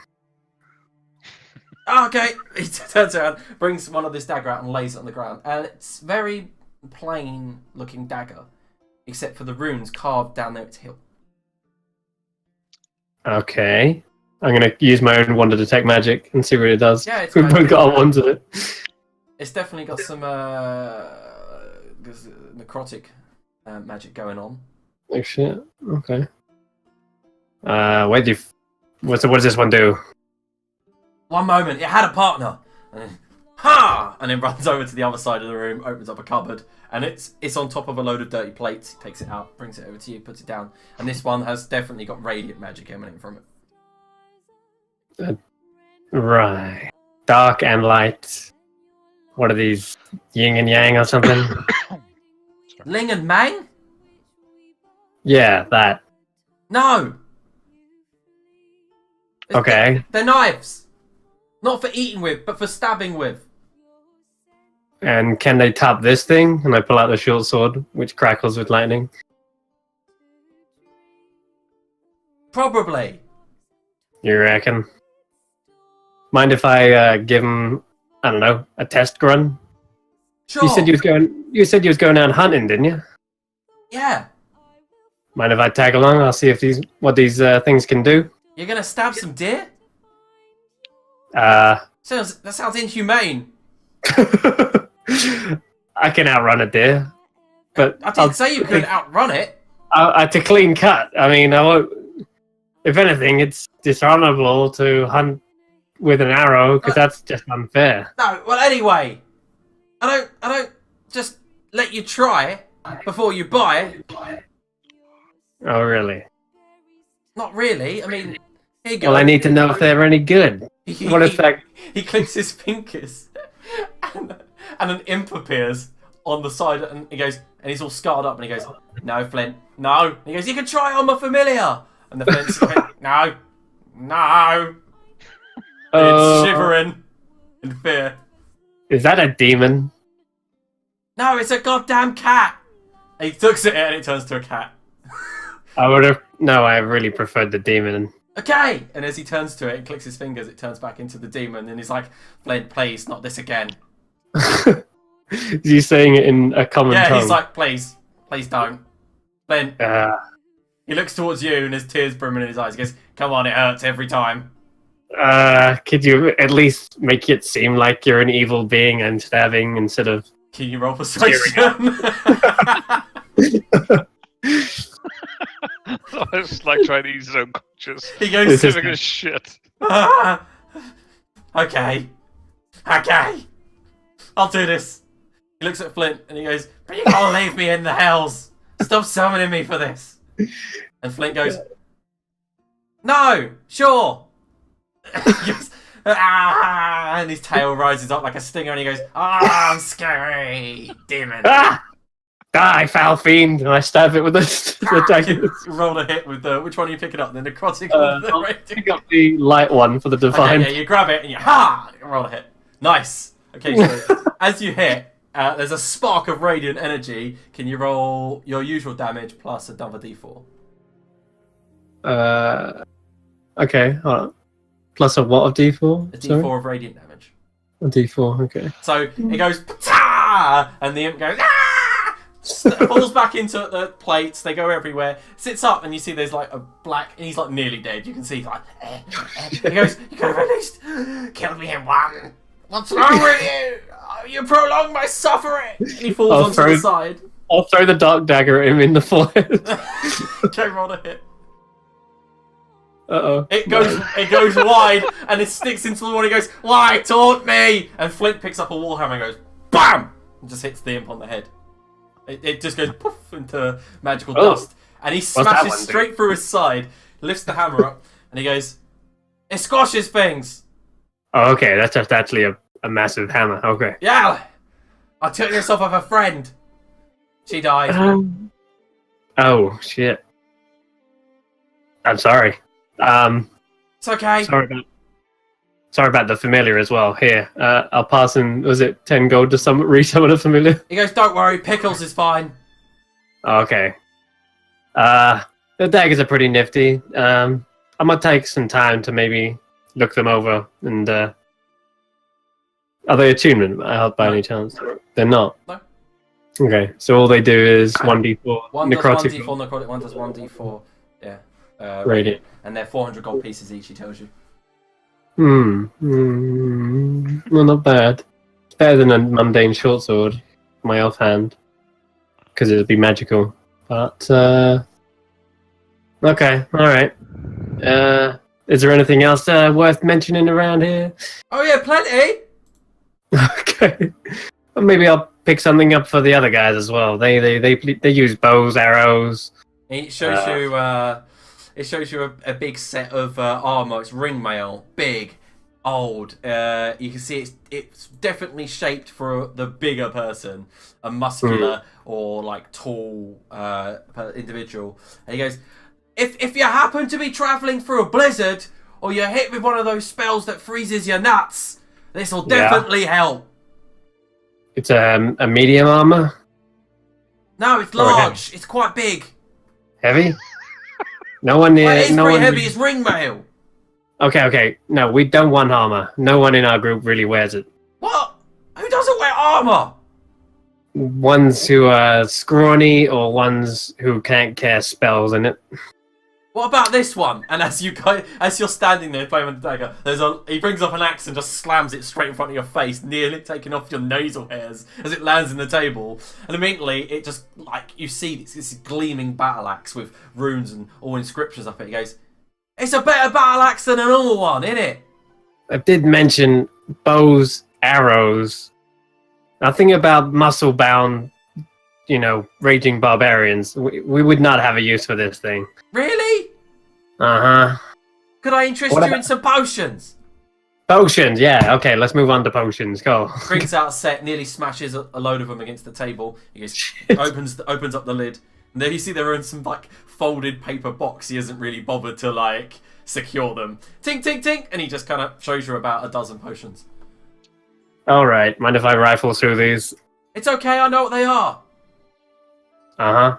They're potions of healing, and you see they're all different colours. Oh. Yeah. Oh, okay. If they're just potions of healing, how much for the whole lot? 1, 2, 3, 4, 5, 6, 7, 8, 9, 10, 11, 12 times 50. 800 gold. That would bleed me dry, but I could do it. Might have to come back with some funds for the daggers, but Let me look. Well, I got this thing. I'll pull out a sack worth of gems, 300 gold. Yeah. I've got 800 gold on me, plus what else can I sell? I'll tell you. I'll take the gems and the gold. You can have the dagger and the potions. One dagger. One dagger, potions. So Okay. That's 1,100 gold. 1,100. Yeah, so I've got 800 gold and 300 gold worth of gems. So sure, that's enough to get me a dagger and the potions. Yeah. Yep. Okay, cool. All right, it's a deal, man. Here, I'll hand him the. Can you put in your inventory bag a box of random potions and then we Sure. can identify them at another time? Yeah. All right. Sounds good to me. And you've also got the whatever one you wanted, the radiant or the.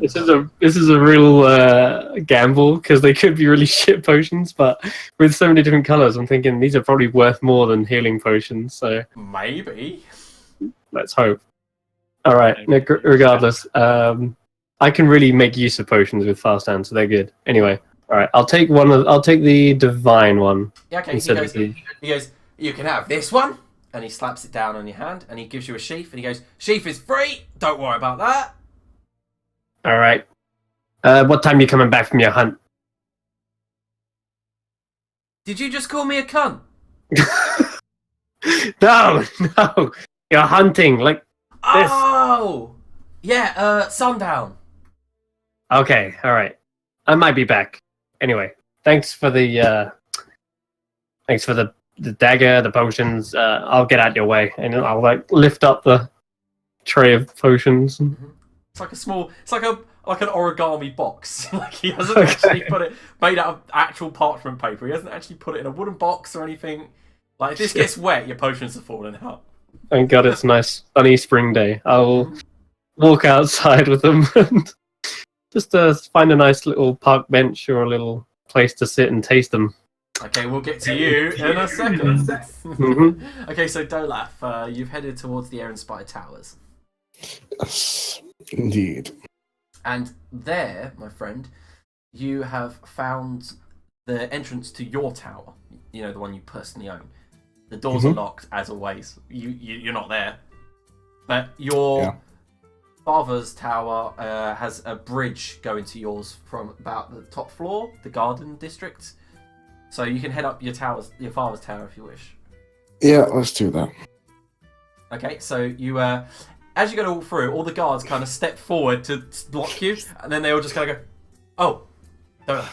Yeah, that music. I don't know why that music's Dolly Jordan music is brilliant. It's fucking. That'd have been good for the Hearthstone music came on. Just like a little jolly stroll. Yeah. As you walk in, all the guards are like, "Dolaf's back. It's Dolaf." And all the guards are like, "Welcome back, sir. Welcome back, my lord." Thank you. Is my father in his chambers, or is he on business? Oh, yes, your father and your mother are currently in their chambers. Good. Can you go and announce me? I'm just going to change quickly. Yes, of course, my lord. As you're going to get changed, are you heading over into your own tower? Yeah, I'll go in Yeah. and then I'll go across after I've changed. Yeah. After 3 days at sea, I'd quite like to freshen up. As you step across the archway tower bridge into your tower, you see that the garden's been handled by the ethereal gardeners as usual. The trapdoor's wide open as you step down. You've got the personal arcane slaves walking around doing the cleaning. It's been kept in tip-top shape. And as you approach your grand room overlooking the sea and harbour, you see that the bed's made, the grand pearl inlaid mirror still in the same position, the chest of drawers. To your left, you got the nice wardrobe. And as you step in, suddenly, Minth appears. The ethereal just slides out of the ground. He goes, "Welcome back, my lord. What'll it be today? Ivy Greenleaf? Olive?" And he's open.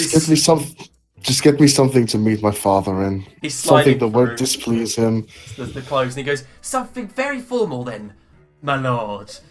And you see that he's just got shackles, and that's kind of like the arcane shackles, the only thing you can see him by. He's got a faint humanoid shape, but then suddenly this kind of plain, but well kind of stitched, full elvish outfit gets blown across the room in front of you. You get slid across the room in front of the mirror, and he goes, "I think you look marvellous, Dolaf.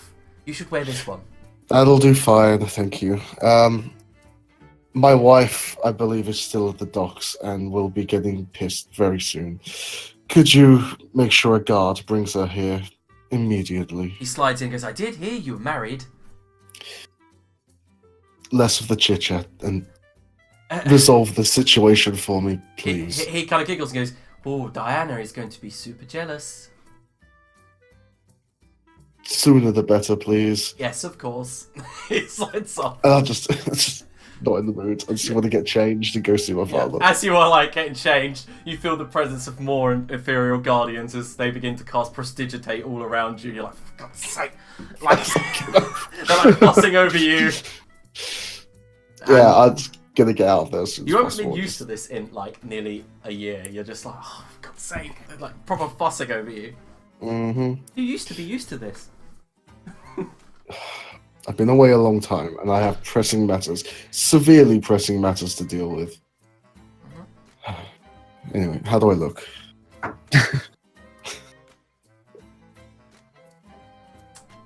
Minth goes, "You look glorious." Good, then I'm on my way, and I'll head over.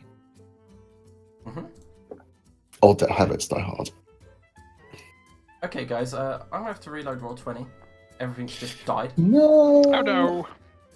It literally just died. I can't see any images. Oops. That's weird. It's never done that before. Is the divine dagger a +1 dagger? Is it just a? Just a normal dagger that does a 1d4 damage. But it is a magical weapon. Yeah. Okay. This is strange. I wonder what's going on here.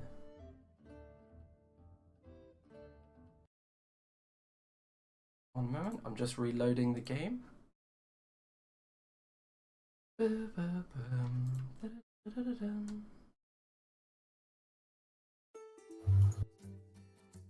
Hearthstone, cobbles, and catacombs. Yep. By Senrith. Yeah, by Senrith is actually your one. That you uploaded. That's it.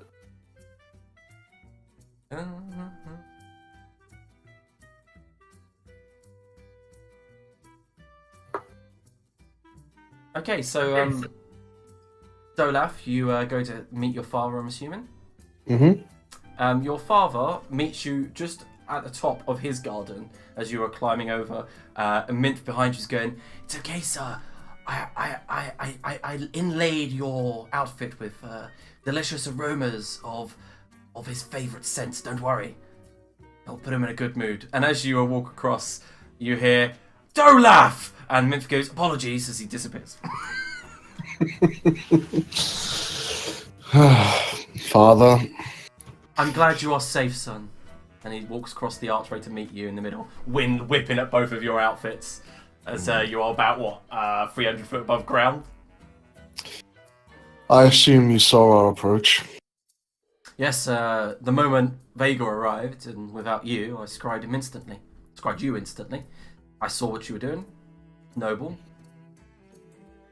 Well, not necessarily noble. Necessary, though.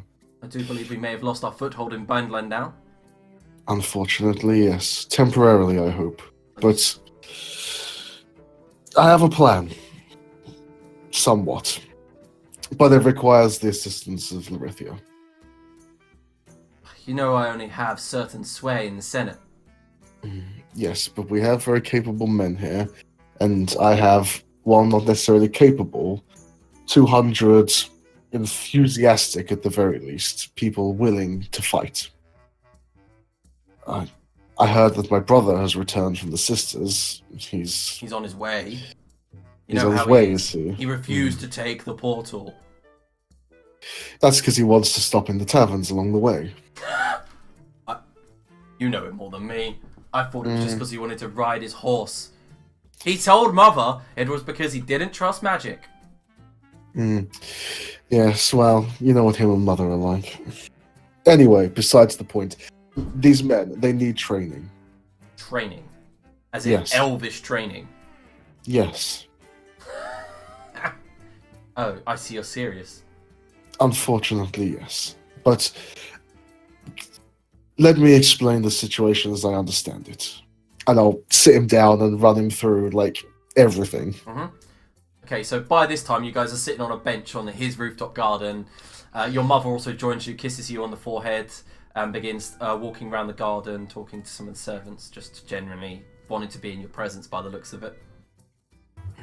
So you see the issue. Oh, No. sure. I see the issue, son. We have a plan, of course. We're going to do what we can in the Underdark, find what we can. But when we return, we will need to reclaim our foothold in Bideland. Now, I suspect by this point they would have moved on. But with the men, if you train them, I'm sure I can retake it. He nods. Well, I am having a very small council meeting tonight. Perhaps you and your allies could join me for this meeting and the ability to help persuade some of the members there. This is the right course of action. That would be good. We was planning to have our own council meeting, in fact, so combining the two would not be a bad idea. We will have Modir there, though. That is unfortunate. Does he have to be? I suppose, of course, he would. He's the grandson. He even says, your father says, my brother will be there too. I mean, I did ask him to be there, and he is not busy this eve. It's best the king knows. Yeah, I know, and he wants to. In fact, the crown prince wants to see you. I mean, he hasn't seen you in over a year. Not since my wedding. He didn't attend. No, He sent the harp. Yeah. He sent the harp. He did. So, you've got several hours until I am meant to meet with my brother. What are your plans? Very well. Well, I need a place to unload these people. Yeah. Where do you suggest? I mean, the city's overloaded. I know. Set them up in Greytown, if you must. That would be better than the obvious spots. No. You know what it's like. Exactly. That was my thought. I'm glad you agree. The moment they step into the tangle, Harriet will have them. Exactly. Okay. Grey it is. That's fine. Mm-hmm. I can work with that. I'll deal with that. Then I need to make sure Ottie is comfortable. How's that going? As expected. But we'll have an heir, and when Bineland is reclaimed, we'll have a foothold like suggested. He goes, we'll have an heir. Your mother head looks across from the garden, stands up from behind the hedge, pushes through. We're having a child. They both like stand up looking down at you. Why did you not send news? You had a door. Knowing you, I assumed you'd already scried it out of me. No, of course not. Oh, they both smile at one another, and she goes, "We're gonna be a grandmother." He goes, "Grandfather," and they both smile, look at you. How do you know? It's been. Oh, you are of the Air Inspire line. You, your mother claps you on the shoulder and goes, "It only took you a couple of months." This surely must have been expected. We did have a honeymoon, of course.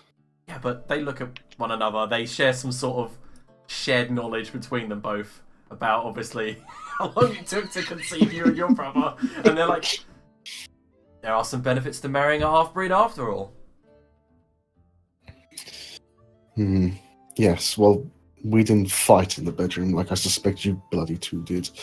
He kind of like disappears for a moment, and into a memory, she looks at him. Just stop! I don't want to think about this. Yeah, your Pressing. father clicks We have his a nose council slightly. meeting. We have a council meeting to sort, please.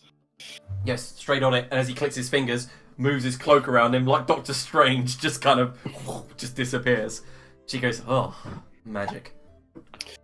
I will gather my people then. Yes, definitely. Bring any of the important members straight to your tower. We'll deal with them. Of course. And I assume it'll be in the council chambers. Oh, of course. Very well then. I'll see you anon. Okay, so Vagor, you said you were heading to the Tangle. I was. Nice. Okay, you head along to the Tangle, crossing the bridge to get there. Which bridge are you crossing? Well, let's take the shortest route. So let's go over the Eli Bridge. Okay, so the Eli Bridge you've been over before, very short, nothing fancy affair. You know, the typical wooden wide, so traffic can get across. It's got a kind of very simple look to it. It looks not to be crafted of dwarven make like the others. Maybe added later. Yeah, definitely added later for more footwork to get across, more traffic. And as you cross into the half market, named thusly because it used to be two parts and they just haven't bothered to rename it full market, there's a huge amount of wares being peddled, people giving free samples out, like fruit being peddled. You see Naylor is completely overwhelmed by all the people and the other macaws and wild animals being sold here. But as you rush past Royal Square, you can see the tavern that you're staying at on the corner. You follow the road, a main road, Mithrin Way, around to the Lunar Market, named thusly because it's covered in shade. All the way through, they've got nettings, parasols up, and all kind of different types of people seem to be lounging out on these grass areas here. You follow a boulevard just past that, lined with skeletal gnarled trees that look like they've long since been denuded. No blossoms like you saw in the other boulevards.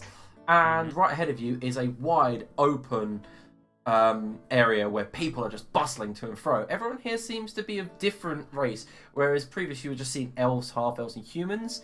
You're seeing dwarves, you're seeing half-orcs, you're seeing tieflings. There's one tiefling on the side, he's obviously from Ranegland, and he's got his hands out and he's going, come on in, the Lady Luck, the perfect bar. Here he goes, something for all of your pleasure. Sees you walk past and goes, I don't know what you are, but fine, sir. You should come on in. He kind of scratches his mustachios, pulls them tight, says, inside, gambling, pleasures, booze.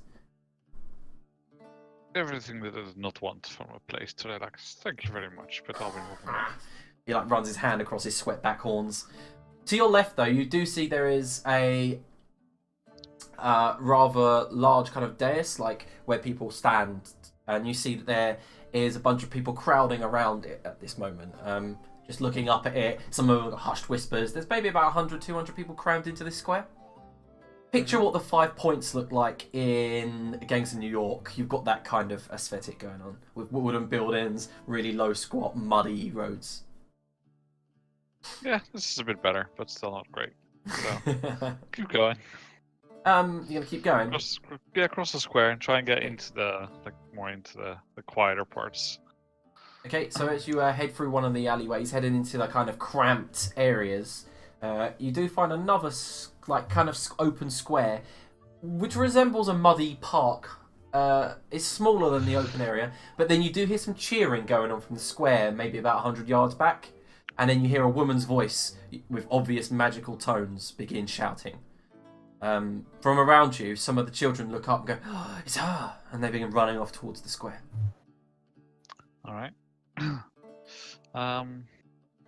Yeah, I don't necessarily want to speak to her personally, so I assume that's Harriet. That's You don't know. I Vigor assumes this. So he's just gonna try and see someone who's walking by slowly, or is just standing somewhere like lounging. Yeah, there's a half-orc just leaning against one of the walls, smoking a pipe.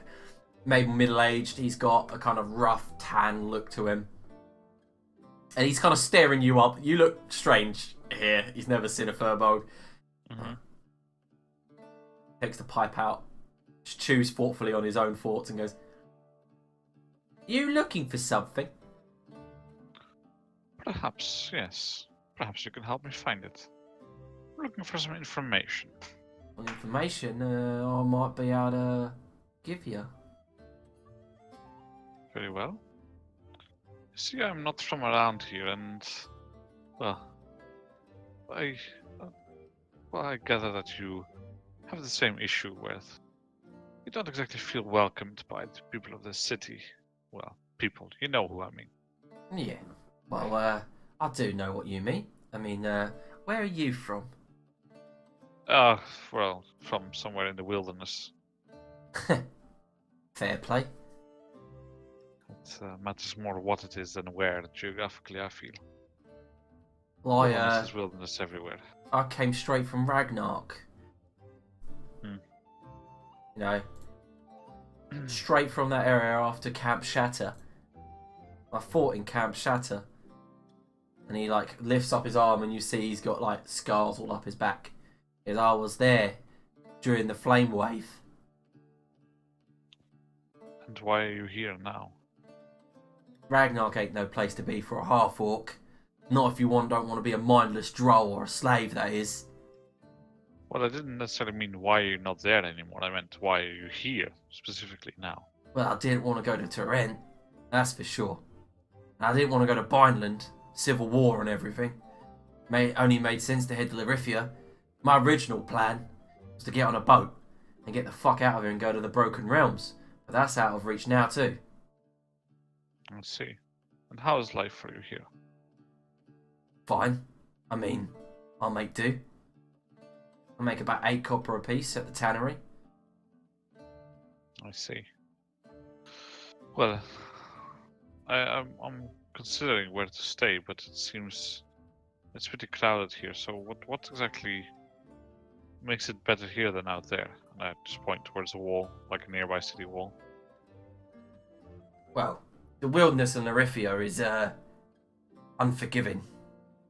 I mean, if it ain't goddamn wild else in the ever-living Vidar wanting to chop your head off, you gotta contend with griffins that live in the wild. You got... What else was there that we came across? Oh yeah, those horse people that guard the border. Cuntors is what we kept calling them. I got to chuckle out of Vigor. They just fucking don't let you through, and they're too fast. You can't outrun them. Stupid border guards. Yes, I imagine your people are not used to forest so much. Perhaps a bit too noisy to bypass them. They can be quite a nuisance if you have to deal with them directly. I agree. And of course, there's always Harriet here, right? So there's that. Harriet? Yeah. I mean, she's the only noble that's really looking out for us refugees. I see. Yes, that is good. If you don't mind me asking, what exactly is happening here? I understand that the other... I'm sorry, I'm not very good at putting this into words. I'm not a city man, you see. Oh, I can tell. These nobles, you say, why is she different? Well, you see, for one, she's one of those Fae emissaries. You know, but she was adopted by the nobility, so that, you know, Lyrithia is all about nobility and royal blood. So to be able to speak in the courts, she had to be, of course, of noble blood, and adoption is the only way. And Modir saw, I think he saw some sort of, you know, political guidance here. If there's someone from the Fae to guide him, you know, this place has got a little bit of a worship of the Fae. You know, notice that the river's named after the Fae this, everything's in Sylvan. Yes, I've noticed that. So why did they take such a disliking to her then? Well, because she's preaching refugee rights, innit? You know, like we deserve stable housing and food, and you know, and she wants to put most of the budget towards helping people, whereas, of course, this place wants to put most of its budget towards just defending its borders, supporting a war that they're going to lose if they don't do something. Yes, well, the war is certainly a pressing issue for everyone. Not for me. Larifia seems pretty safe, that's why I came in. As long as the area is defended, sure, it seems safe. And if they were to take resources away, give you what you want, not defend the border, what do you think would happen then? Well, obviously we get invaded, but then yeah, I see your point. Not too bright, I guess. Yes, I guess this is an easy fairy tale to believe in, but perhaps one that cannot be sustained for much longer. I mean, I was thinking about joining the fight. They give us 5 pieces of silver a week, so it's enough to fill my belly. You know, buy some luxurious goods. But then, you know, the military here, they don't really do conscription. They send their soldiers through rigorous training. Look at me. I'm old. The best I could do is swing a big axe or a club. They didn't want that. You know, they run in phalanxes and all that kind of fancy stuff. Yes, well, there's multiple types of battle, and head-on is just one of them. Kind of what I'm best at. Yes, I see that. Well, perhaps... Never mind. Anyway, thank you. I do appreciate the information. I'm sure that will help me find my way around here. No problem, friend. You ever need help? You know, we refugees, we stick together, we help each other. Yeah? So just come along to the Tangle, and if you're looking for some work, I can get you some work down at the tannery. 8 copper pieces a day. It's good work. Although it does do this, and as he lifts up his breeches, you see his legs are all yellow and stained with ammonia. He goes, you might need a shower for a couple of days to get rid of that, or visit the temple to get a bit of a prostimulation on your legs. That's good advice, thank you. Is that where I'm most likely to find you if I'm looking for you at the tannery? Yeah, just 2 blocks down. Good. Well, thank you very much for your time. No problem. And I'll be off. Okay, you head off. And I'm gonna listen to what's being said at Harriet's speech. Oh, okay, here we go. Oh, They said if it is Harriet's Yeah, speech. before we get on with the council meeting, as Vega, as you burst through the crowd, kind of like move inside, right in front of you, up on the stage, you see Helga, dressed in robes, green robes, flowery. She's a halfling, plaited hair just like Helga, except it's a single plait instead of 2. She has a staff that she holds it. She goes, and what are they doing for you? A little bit of fresh water there. Medical care by clerics occasionally. But nothing that helps your future children. They stand idle at their borders when they should attack when she is weak, when her forces are divided. And basically it's a big rant from this halfling that looks very much like identical to Helga. To the tattoos and everything. Mm-hmm. Okay, to my knowledge, is this Helga or is this someone who just looks an awful lot like him? It looks identical to Helga, that's what I'm telling you. Very well. Yeah, I think I'm just going to leave this be for now. And, Okay. Just observe. Mm-hmm. And see if there's anything I can discover that might make me believe that this is actually Helga. She doesn't have she has the same voice of Helga, but not that same intonation of violence and fury. Like, all Helga's voice was like a little bit gruff, tinged with hardened battle and tragedy, whereas this woman seems to be well off. She speaks in a noble accent. She doesn't seem to be in a rush. She's slow talking and methodical, persuasive and charismatic, whereas Helga was strong and The silent type. Brutish. Yeah. But I honestly, you just by looks, they look identical. Same stature, same size, same musculature, everything. All right. Well, I would mess with this, but I'm not in my own comfort zone, so I'm not going to mess with things. So I'll just observe what I saw and report back. Yep. Council after all. Okie dokie. Okay, so are we all gonna skip to the evening and meet up? Yeah, providing if we could just montage organising the people to Greytown and Yeah. Ottie not killing me and getting her into a room. Yeah. Okay, so yeah, Greytown, just outside the wall, is a mixture of tents and shacks anyway. So it doesn't take much for the people to set up their own tents and begin settling down. Yeah, Mern and stuff to come with me, like, yeah. Of course. Felocial, the normal. And it is on that evening that when you guys are getting ready to go to the small council, there's a knock at your door, Dolaf. Who is it? The door just opens. No, and Pete stands there. And he looks. He's got a bit of a beard. He's got his spear in his hand. He looks at you and he goes, "My lord, I have only just arrived." He just blinks at you. Some trip. I brought your wife. Yes, That's good. I've already seen her. She fiercely Explained everything. Yes. I took Good job, Pete. Good job. I took the safe route, my lord, and it was slow, very slow.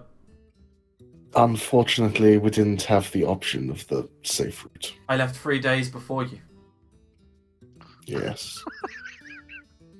He just stares at you. I was accosted by Arlie Aiden yesterday. In fact, maybe you should get a drink and some rest. oh, I've had a drink. Another, perhaps, Pete. I've had 4. 5 or 6 is good. Mm-hmm. As he walks into the room, Minth goes, "Hello, Pete. This is a drink." And like from your cabinet, a decanter just floats towards him. Grabs it out of the air, pops it. "Good day, my lord." And just turns around and leaves with the decanter. Nymph. He goes, "Yes." I like that one. "I gave him the poor one. Oh, good. I've hidden your good one." And he, from under the bed, the quilts shuffle slightly, and this nice bottle of crystal bottle of whiskey floats up towards you. Yes, I told you. Pour me one of those. I think I'm going to need it. Okay, he pours you one. Would you like sugar? Sure. Yes. Would you like Sounds fruit juice, my lord? God damn. Why would you do that? Orange, I think. Yes. Orange. Good choice, sir. And he immediately, like, as he puts the glass down, you just see it all floating, swirling around, forms into like a small sphere, and then gets condensed by Minth, and then it just kind of dribbles down into the pot, and he brings it over, and then suddenly there's a dash of sugar around the edge, and a lime and an orange put on top. He goes, "I'm done, my lord." You see, this guy is literally created to please. It is. Yeah, I'll just nick that. And Oh, you didn't savour it. Oh my god. I have a council meeting to attend. I don't have the time. Oh wait, come, turn around, don't leave. He prestidigitates your face. You had a speck of dust. Okay. And I'll leave. Have fun.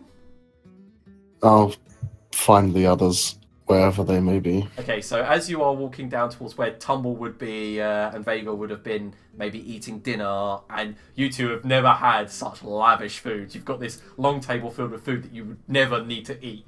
These ethereal servants and these floating platters just land in front of you. Mern, being a dwarf, is obviously chowing down as he always does, eating too much for more than one person. But Dolaf, before you go to enter the dining room to join your allies, a familiar elvish woman walks up beside the corridor, and you see her, and immediately you sigh.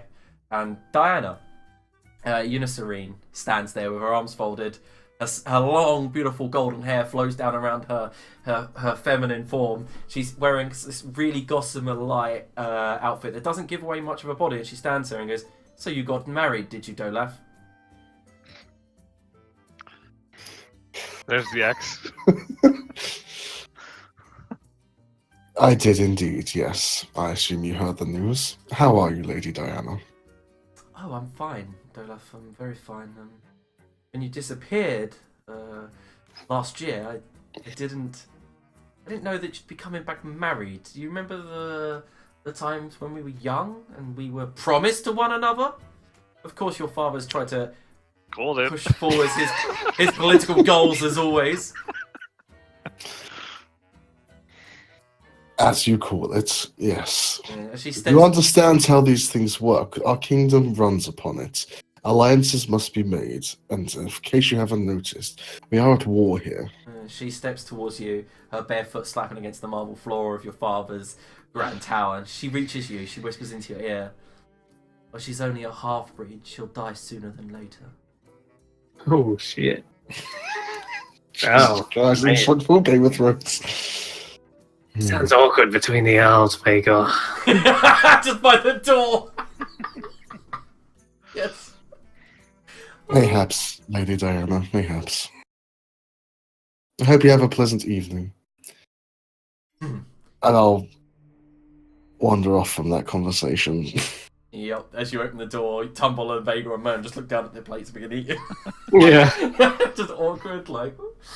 Oh. This awkwardness makes me hungry. I never understand why you people jump through such hoops to make each other, I don't know, not happy. I don't even understand why you do it, to be honest. It's a game. It's all about power. Someone has to keep control. Anyway, some news. Yes, well. Our small council will have to be cancelled. But we will hold council with the king later. Yeah, you've roughly got a couple of hours, so... Okay. Not any response to that from Vhagar. He wishes to be updated on events. I've informed my father. Many of the nobles of Larithia will be there. If we're going to gain any kind of knowledge, that will probably be better for us. I see. Well, I've been out and about and just wanted to tell you what's been happening in the city, and something strange as I found it. I'm not sure if you're aware of this. You remember Helga? I'm aware of her, yes. You mentioned her. Yes, she came to us and she was with... She stole my plates, right? Yes. She was with Sigmund at the time. It seems that in one form or another, Helga is also here, and she's this person you refer to as Harriet. They seem to be identical in form, but not in behavior. What? She's here? Is this what Harriet looks like to you? I haven't really seen Harriet, we just hear about her. Yes, so then perhaps this Harriet is... Do you think it's the same person, really? No, I can't see it. She was coarse. She was not fit for a noble family. Yes, exactly. She's not behaving coarsely. She seemed quite in her element, speaking in the Tangle tonight. Interesting news. Well, I suspect Lord Avalond will be there later at the council. I wonder if she'll show her face. Yes. It'd be interesting to see. You mentioned that they are causing trouble, but... Well, perhaps with an ulterior motive, but the things that she seemed to be suggesting were quite reasonable. If perhaps a little bit... Reasonable, yes. Fulfillable, no. Perhaps one should explain this to the people there. I'm sure they're quite agreeable. As a matter of fact, I spoke to a half-orc while I was there. Told him pretty much what I'm telling you now, that while reasonable, these requests would be difficult to fulfill and what the consequences are, and he agreed to me. I think simply the fact that no offense, but your father seems to hate them, and has such a disdain for them that he cares not to even speak to them in the simplest fashion, has created this issue for you.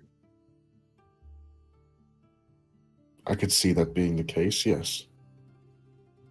What do you suggest?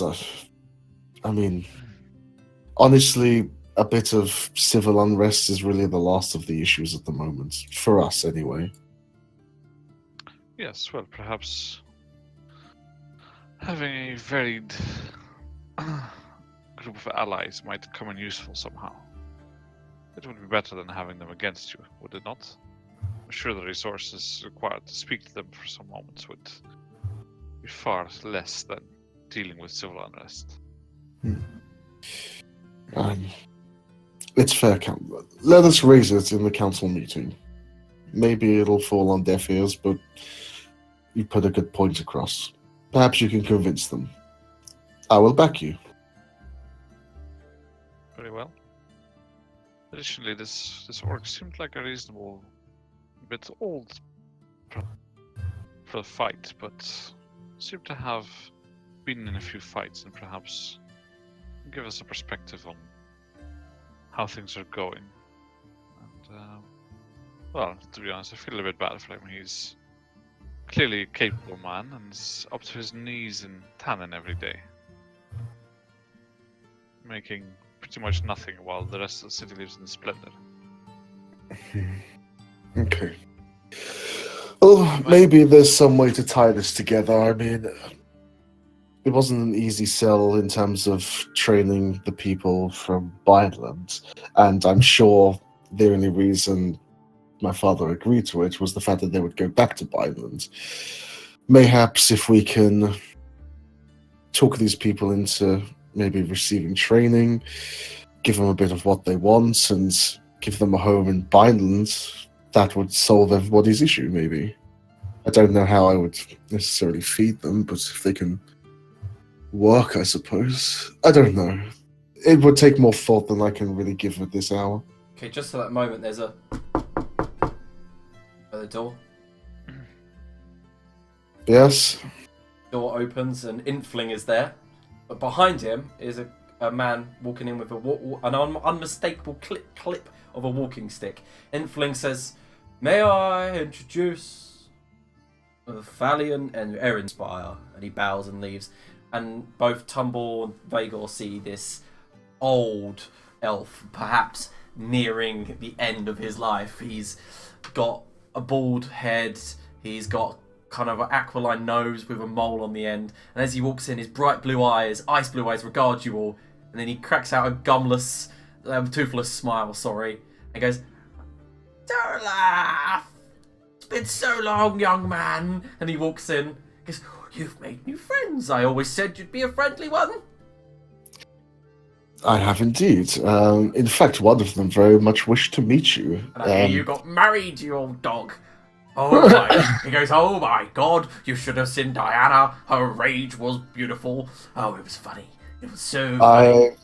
I had just seen Diana. In fact. She was all about how she was only going to live a half life and all of that. But it's okay. It's fine. I'm glad you stuck it to her.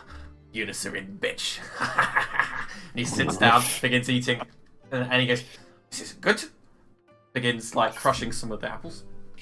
I feel it's the fact that I didn't stick it to her is the problem. But... Oh, you've come back crude, and I like it. Vineland will do that to a man, I feel. Who's this? Who's this?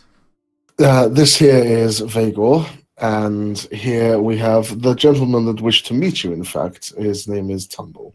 Hello, Tumble. He comes up, sits next to you. "Oh, that's good on the back." He stretches out. "Pleasure to meet you." Archmage Valiant, and Tumble. And, yeah, pleasure. So, well, it's a bit awkward to talk about it over dinner. Tumble, one moment. He brings up a couple of grapes. He goes, "Do you mind chewing these for me?" What are these? The grapes. You want me to chew them up for you? Just... Yeah, try not to use a lot of saliva. Falion is Aliaden's grandfather. Oh, I see. Okay, yeah, that makes sense. I pop a grape in my mouth and chew it. On the platter. You want me to spread it? Yes. Bleh. Dribble it out a bit. He goes, I told you not much saliva, please. He prestidigitates it, then eats it. Oh, that's nice. Yeah, what did you want? Such strange eating habits across the water here. He shows his mouth and he goes, got no gums. Oh, okay. I could have just... Teeth, I keep mistaking that. Yes, Yeah, gums. Hold the teeth. Anyway, you managed to talk pretty well for someone without teeth, but I was actually interested in what you had to say about magical monsters deep underground. Ones with many tentacles, many eyes. I fought in the Drow Wars. I've got much to say about that. So you know the creature I speak of. Drow. No, beholders. What? I mean, those big floating mess. Oh, I know what they are, Tumble. Oh, yeah. I just didn't expect you to mention them. That's why I was gonna say it's hardly the topic at the dinner table. Well, But I'd be interested to know everything you know about them. odd. We're gonna kill 3 of them. What? He looks at Dolaf and goes, you are not involved in this, young man. I will be, apparently. This is crazy talk. But adventurous and daring. Heard some scary things about them, I must say. I was hoping you would offer some wise counsel. I tell you what, after your small council meeting, come to my library. I'll have most of it for you. Like, I've got books on the Drow Empire. We did encounter several beholders down there. My brother, the king's grandfather, was all up in that. He was all like, oh, I'm gonna kill these Drow. Oh, and their beholder masters. And he did just that. Perfect. Tumble, like, for the first time, is gonna, in a long while, in like 3 days' time, has finally got a smile on his face as he munches down the food. This is what I was referring to before, when I mentioned the Underdark beneath Larithia. It's where these Drow resided. We fought war with them many centuries ago. They were a menace. It's mostly clear now, but I had hoped perhaps there are some paths that lead through towards Ranigland. He reaches, by the way, Thalion reaches into behind his robes, brings out a necklace. It's like a silver chain, but closely. Mern goes, that's adamantite. And he goes, uh-huh. Yeah, good eye. And then it's got a little finger bone on the end. He goes, see this? Every elder member of the royal family has one. All 5 of us. He goes, And it's a finger bone from the Drow Queen. All those years ago. Passes down on the family. Dolaf will get his father's one when he's ready. And then he tucks it back in. nice. He is the eldest son of them. Not like that. Your brother of yours. He's crazy. That's one word for it. I think he just takes after Mother. He was a wild one, she was. Yes, and then he adds drink to that, and that's a great combination. Great combination. So, yes, come visit me after your meeting. I'll have my library available for all of you. I mean, the older books get a little bit scrawly as I've now got hands like this, and he holds up his shaky hands. But also, mind, Arlie Aiden's down in that sanctum. He's been down there for days. Hopefully, he hasn't caused too much trouble. In fact, no, he's been rather quiet, which is what worries me more. Yes, I would say that's even more concerning. He set up shop. There's like a giant brain and everything. Yes, he had that in his room. Where he got it, I have no idea. Just like my grandson. Always finding stuff. Anyway, you should be going. We probably should. Thank you. We will come see you later. As you go to leave, Otti approaches you all in the hallway, so you're all together, you're all about to leave. Otti walks up to Dolaf and goes, good luck on your meeting, my love. But something just weird just happened to me. I was walking down the corridor and a woman approached me. And she says, have a great life. No, have a great half-life. What does that mean? Vagor just bursts out laughing at this. I don't understand Vagor. It's very cryptic. Well, let me put it Elvish. plainly. Don't listen to Dolat. He's going to tell you a very polite answer. This is not what you're listening to right Okay. Just look at Vagor like. now. Don't worry, Dolat. I'll take the heat on this one. Right, so elves tend to live long lives, and some of them at least, seem to have a disdain for those of us who do not quite make it up to their lifespans. We really should get to this meeting, to be honest. Oh, Dolat, shut up for a minute. But it's the king is waiting. It's quite important. Oh Yes. my god. Quite important indeed. Anyway, do not worry about it. That is his ex or some. I don't quite know. They were meant to be married, but he married you instead, so I guess that counts for quite a bit, right? Oh, that was the. She was promised to her. Oh, that makes a lot of sense. Oh wow, she's jealous. Yeah. There, that's one word for it. Wouldn't it be funny if we extended our marriage vows?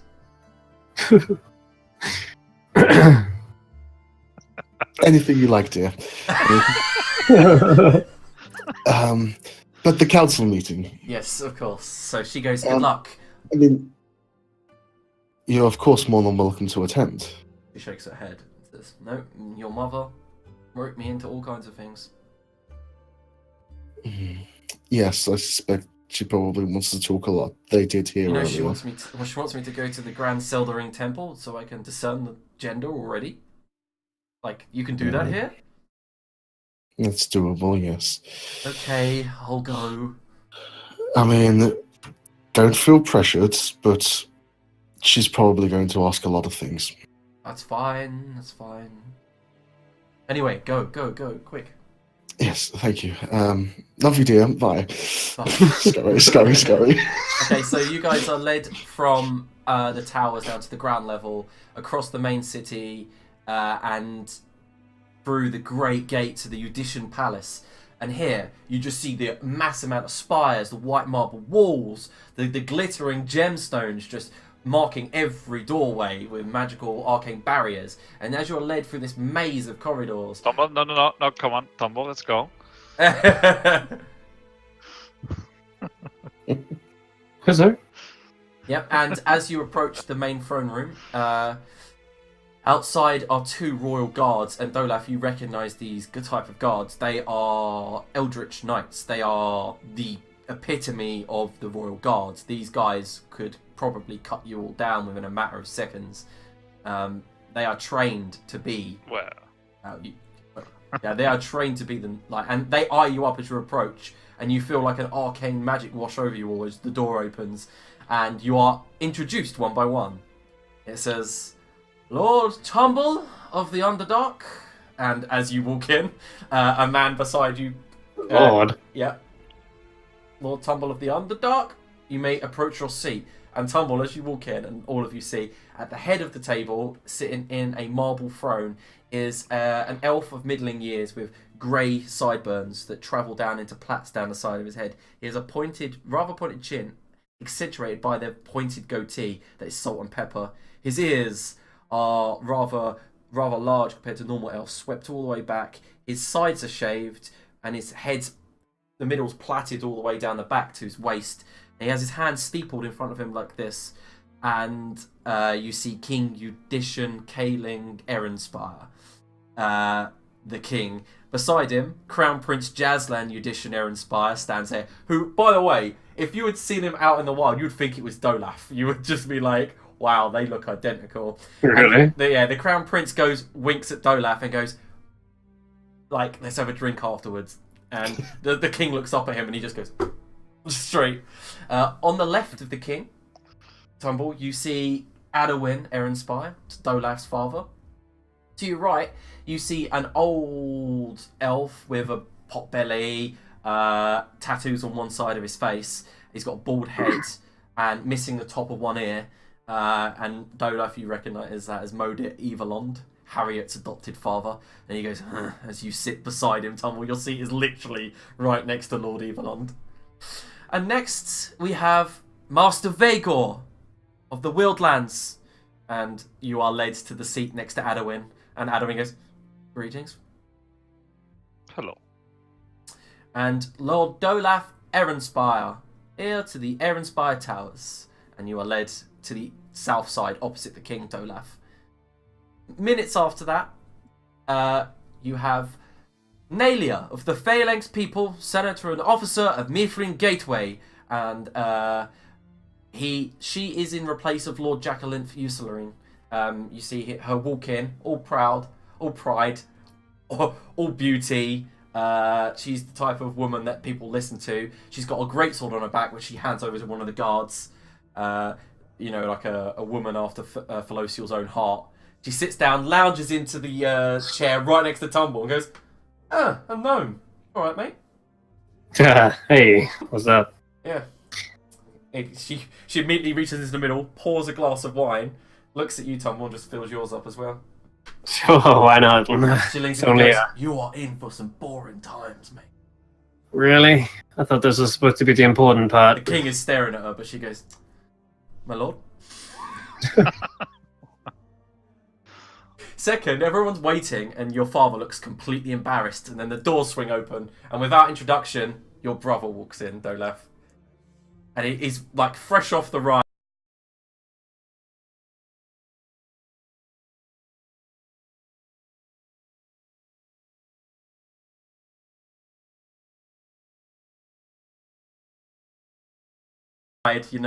Cocks swagger. He walks in, grabs hold of the mouth of the person about to shout his name, and goes, "I need no introduction."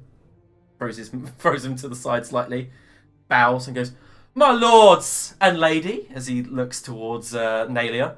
He kind of swiggers to one side and then to the other. He's got his rapiers at his side, and he goes, "Is that my brother I spy, sitting there, all cocksure?" And he comes up behind you, puts his hand on his shoulder, and goes, "I hear you got married." Yes, I did. You should probably take a seat, Theladon. He slides along, sits in the seat next to him, and he goes for the bottle of wine, and your father uses telekinesis to just move it towards him slightly, and your brother falls slightly forward. He goes, "Father, I am thirsty, and I require sustenance, please." He looks like Dolaf, but he's got shorter hair, more military style, a look about him. He's broader than Dolaf, whereas Dolaf is more agile. It looks like Falador's like more muscular, but not as dexterous. You can tell by the fact that he's sliding in his chair. And he looks towards Dolaf and he's staring at you, and he goes, "I haven't seen you in a while, brother. We should ride. We should shoot." Mayhaps. I'll just slide the jug of water towards him. He goes, "I do not need water. Water is for humans." We have business to discuss. And within about a minute of the introduction's over, you see your brother. You know that elves don't sleep, but he's already fallen into the elf-like trance that you guys do at night. His eyes have gone glazed over, and he's just staring awkwardly at Tumble. Tumble, you're looking at Paladin. It looks like he's staring you down, but you know that he's fallen into an elvish trance. I move my head just slightly to see if he follows it. No. Oh, okay, yeah. Your father looks utterly embarrassed, but Nalia leans into Tumble and goes, "Man, this guy's hilarious. Right, when he gets going, it's so funny." And she kicks him under the table, and he goes, What the? He kind of like goes, Stay with us. "Yes, let's do this." I think I'm looking equally embarrassed as my father at the moment. Okay, the king stands. "Welcome to this meeting. You, Arwen, Dolaf, I believe you are the ones that called this forward." You do have important. Did you see what I said? Go on. Yes. Yeah, so I did Okay. kind of half catch that. This meeting will go around. Those of you feel that you have an important point to tell me, you raise your hand. We will go in order of importance, as always. I think Vega raised his hand at this point. Has anyone else got a point to put it forward straight away? Your father goes, "Ugh." Like, doesn't know what to say, kind of. Nalia goes, "I've got a point." And Falador also raises his hand. The king goes, "Okay, Dolaf, being the closest relative to me, you can go first." Falador goes, Looks at you, goes, come on. Guy. I have news from Vineland, my king, and in terms of the war efforts, things that would be valuable knowledge to this council. He nods. And I'll stand and just lay everything out on the table, spend a good 15 minutes just unloading everything. Outside, the afternoon sun, the late afternoon, because you just had dinner, is beginning to set. And you tell him everything. The king takes it all in. Has anyone else got anything to say? Paladar? Paladar puts his hand up, and then your father goes, if you say, where is the wine, I will remove you from this family. Paladar goes, I've got no more important points. Puts his hand up. The king approaches you, by the way, Vagor, and says, we've not been formally introduced. I hear your name is Vagor. You hail from the Wildlands. And that the tensions there are a lot different to the Northern Realms. Yes. Do you think, this is a question for you, Vagor, that the tribes would unite and fight her, Ileana? Or this dragon, as Dolef has said? With a proper motivation, perhaps, but they are a finicky lot. What about to convince them would be difficult. What about this Morash? Do you think he's successful?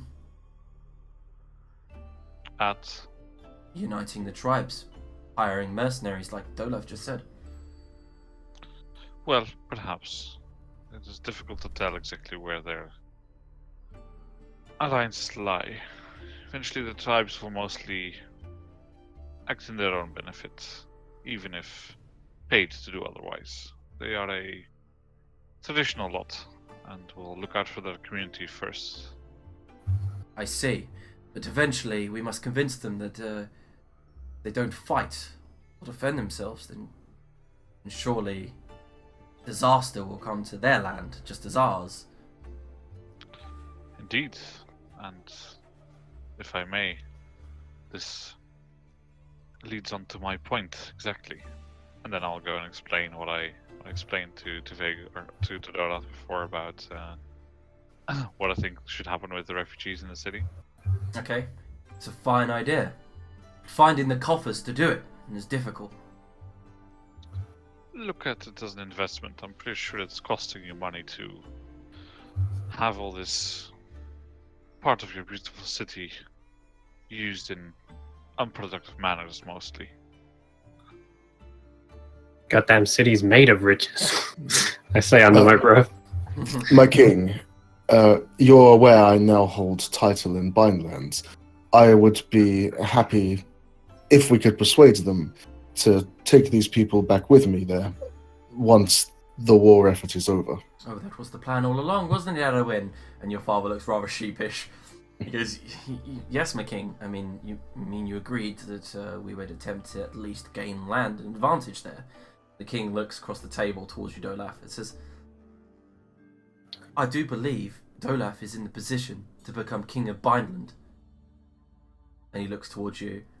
He goes, King Raymir is dead, you say. This Sigmund killed him. There is no king reigning in Bineland. There's the Bradford family, of course. Your wife's family. Indeed, yes. The king shakes his hand, sits down, leans into his chair and goes, we can get rid of him if needs be if he poses a problem. He's weak. I don't think killing him would necessarily be required. As you say, he's weak. Father has met him. He bent to our will quite readily. We won't need to kill him, Dolaf. We'll take one of his sons hostage. That's what we... Again, I think he would bend to us. We do have his daughter as well. Yes, I know he will. I mean, your father said he was rather a meek man when approached and intimidated. He was. It's Antonius. It's fine. Anyway, Bineland still has its citizens. And also, he turns around to the rest of the group. Bineland still has the Order of Bahamut. That standalone area where no law really touches from outside. Perhaps the paladins there could be useful. Yes, it's how to influence them, though. Simple folk, but powerful. Single-minded, but in their own endeavours. But that is too far away for now. We need immediate results. It'll take weeks to get those people even involved. Agreed. Me and my people, we had plans to travel to the Underdark to see what information we could find there. Okay. I mean, the king then turns to Nalia, and Nalia goes, "Oh, yeah, that's my cue." Stands up and goes, "Gentlemen of the court, my spies have been delivering me information from Ragnarok, dealing on what Ileana's going on, and it's definitely to do with the Underdark." It looks towards you, Tumble, says, "I do believe your story, which I've heard from sources, is part of a grand scheme to acquire powers beneath the Underdark that this Ileana requires to do her job. You say that Ileana is in fact the persona of a dragon called Jaxis. Well, now this makes sense. My spies bring me information that they dig. Whenever they take a major city, they dig. And it is under my belief that every major city in Rhineland stands upon a precipice of power that resides deep below it. There's a reason why people have settled there, of course, in the ancient times before Ragnarok. Power, magic. These were things that were freely available before before Ragnarok, when the gods walked among us. Now, those cities remain and people settle there without knowing the real reason. However, I do believe Ileana knows the real reasons. In Bindland, the great city of Bindstad, I do believe that may be a location of one of these powers. Torrent, Larithia, Isilcapula, Ragnarok, all locations. She's taken Ragnarok, she's taken Torrent, and the moment she took Torrent, my spies tell me she dug. She dug deep, went straight to the Underdark. She's not only using these places to transport her troops, but she's fortifying underground rather than above ground. Now, I have this information, but I don't know what to do with it. Our troops are small legions." Turns to the king and goes, "If I could train 10,000 more troops, maybe we could launch an offensive. But currently, 2 legions is not enough." We may have something that could assist there potentially. Tumble here acquired some maps from... can't remember his name. Sigmund. Okay. Sigmund. From Sigmund. General Sigmund Scalebane. Yes. We have 3 of his maps of the Underdark. I believe there is 10 or so. So, not quite complete, but it's a start and may be useful in your endeavors. She sighs and goes, Sigmund. I attached a spy to Sigmund 14 years ago. Friend of mine. What can they tell? Hmm? And what can they tell? Well, she stopped sending information 3 years after that. And then further spies told me that she fell in love with him. Oh. And could you perhaps tell me what this spy looked like? Oh, a halfling. She, the reason why I sent her is because she has a twin in this city. She was adopted, but they split 2 different ways. One chose the clerical path, the other chose the assassin. We found these 2 halflings outside of the city walls, apparently from the Feywild. And of course, she turns to the king. Here, anything blessed by the Feywild, treated well. So you're certain that these are twins? Oh, I'm certain. I trained them myself. At the same time? One, not so much. She moved on to a different path. Like I said, a path of righteousness. She became a cleric, then a druid, and then she started to preach all of her rightly ways. And then the king goes, "Ugh, Harriet." Yes, the point I'm getting at is you have seen these 2 at the same time in the same place. Oh, I have, yes, of course, when they were children. That Okay, explains shut that. up. Yeah. That explains things. Okay. So, will I know, being my city's underground, what that would actually be underneath? You can roll a history check with advantage because you're your own people. Okay. Sure. History... 18. Pretty good. I'm about to whisper you it. Sure.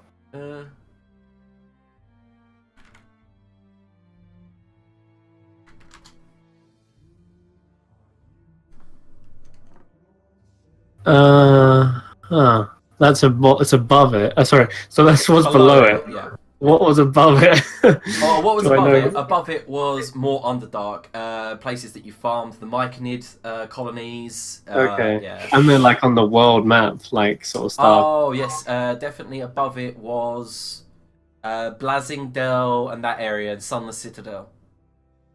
Okay. In Jeez, fact, if we're Dolaf, underneath. Mern, Pete decided to explore the Underdark around that time, they might have actually found your city as it was like being attacked. Shit. But then, so yeah, I'm like underneath the Sunless Citadel. It could be crazy. Mm-hmm.